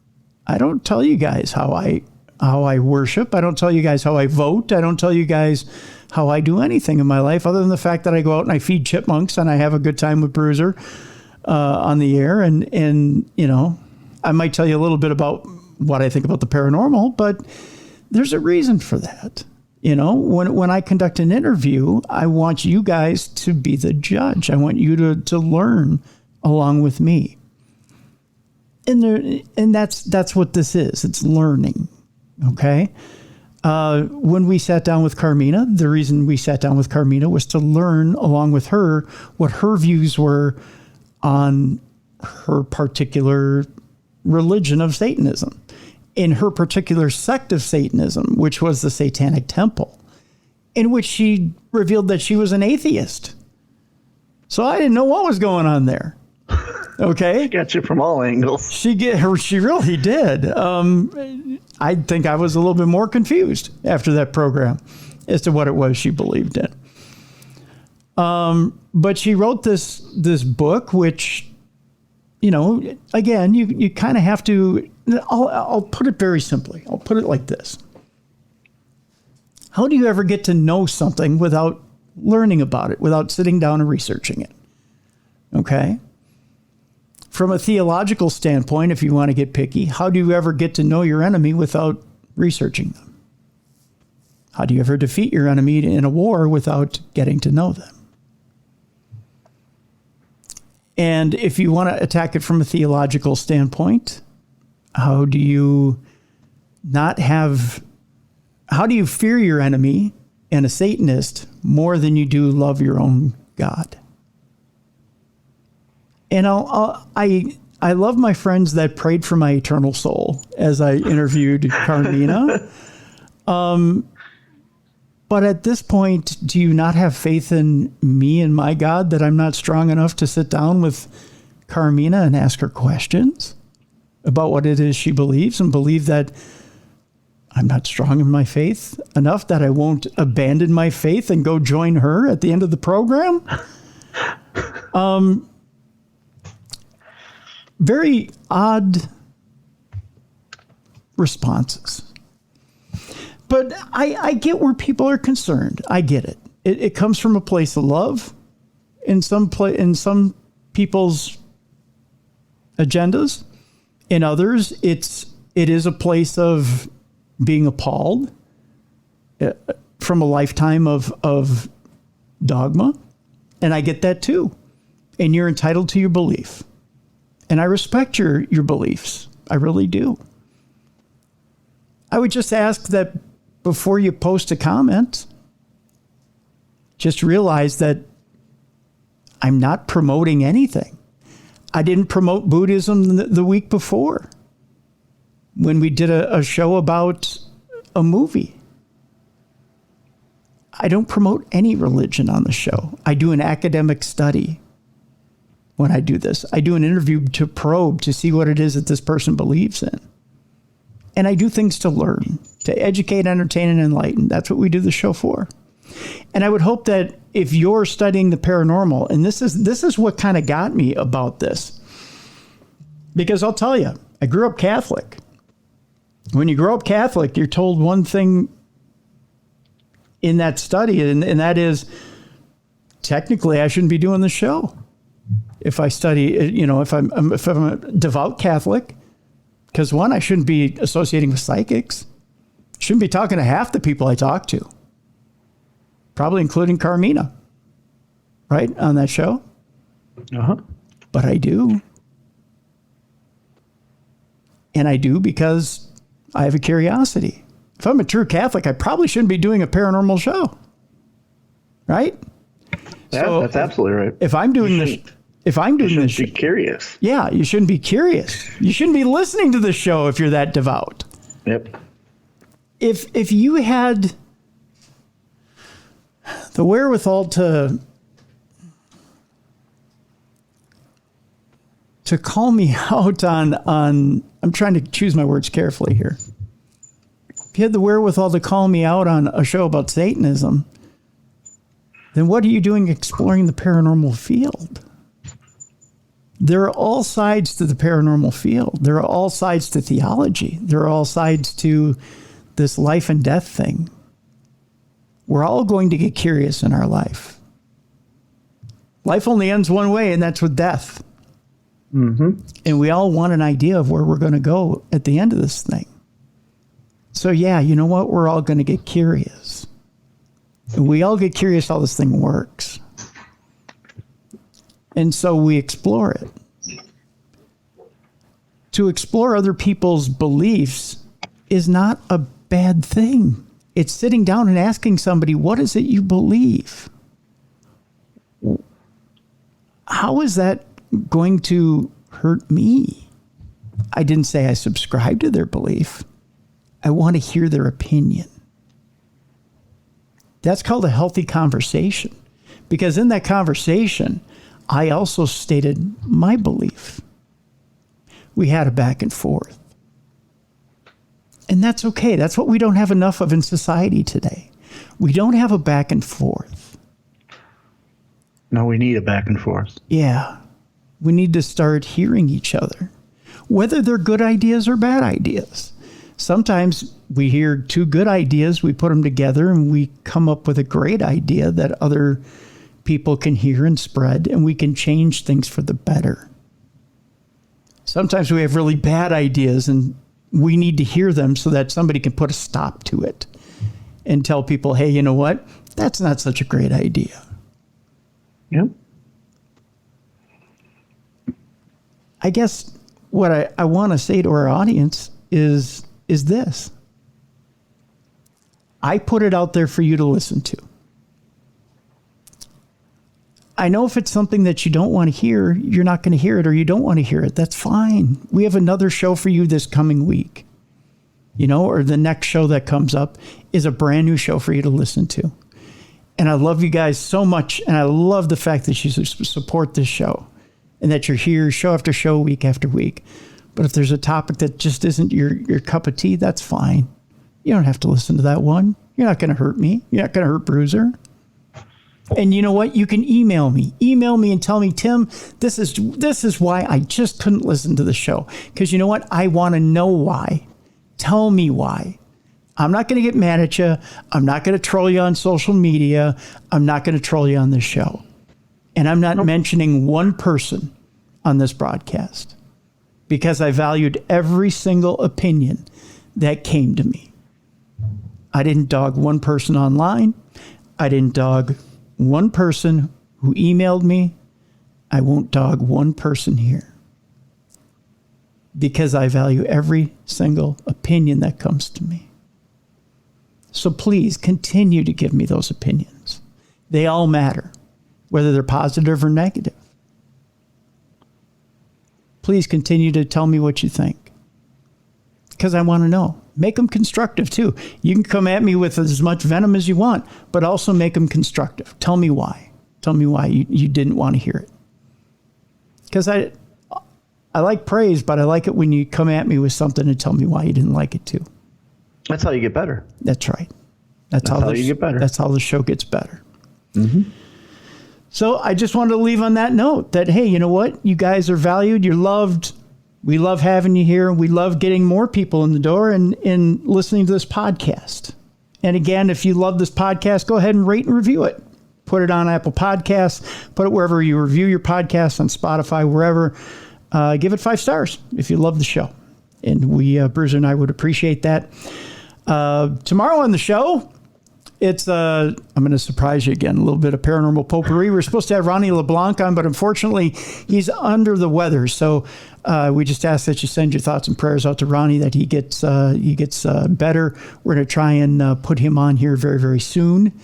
I believe next week it is Brian Cano who's going to be on with us. Ooh. So yeah, so we got some good shows coming up to Halloween. Next week we got some good shows as well. So we're building up to Halloween here in the month of October. It's the spooky season. It is spooky season. Spooky season's in full blown spooky, if that's a word. But yeah. So we kind of found out yesterday you're kind of taking the month off here, Bruiser, from getting beat up. Yep, resting and relaxing. It's Mrs. Bruiser's birthday month, so I want to, got to be good there. And then, like I said in yesterday's show, we've been talking to Mandy Leone and her fiance, and we're going to go out there sometime, and we're going to do some investigations. Yep. Which will be fun. Lots of fun. Robert, you got anything to promote? You gonna be anywhere anytime soon? No, I can't do that kind of thing anymore. No. So, yeah. No. You're not going to be prosecuting anybody fun lately? No? It could be interesting. I don't prosecute. I'm a judge. So. I'm sorry. Throw anybody in jail. I'm sorry. Okay, let's make something else clear. There's a difference between a jail and a prison. Okay. Okay. Sorry. I want to note that down. Yep. So, because you're going to be going into both, you're going to be visiting them. Bruiser, stop by and see him. Bring him a file. I will. Wow, that's why I always say my dad was a CO in a jail. He was not a CO in a prison. There you are. Ah, see, he knows. So there is a difference. Well, he was a CO. When he was training, he was a CO in the prison that Dahmer was at. But he was hired onto a jail. So he worked at a jail. And then he eventually went to a work release program where he was basically a babysitter. Mm-hmm. There you go. See? Man in the know. Man in the know. Man in the know. Yeah. So between that and my criminal brother, I kind of know. One thing about your comments, and I tell this to people when they come into court, and that is that we can disagree without being disagreeable. That's right. Yeah. And that we learn oftentimes more from what we disagree with than what we agree with, because it helps us define who we are. Absolutely. So there you are. Amen. There you Hallelujah. Go. Now send your dollars to... No. Absolutely. Completely agree with that. So there you go, folks. That'll do it. Tomorrow, a little paranormal potpourri, so to speak. Which you've been hitting home runs with too. So. Oh, thank you. But yeah, we'll have a special guest on tomorrow, and we'll try and knock her out of the park tomorrow. There you go. So for Beer City Bruiser, for Robert Dennis, I'm Tim Dennis. We will see you tomorrow right here on Darkness Radio.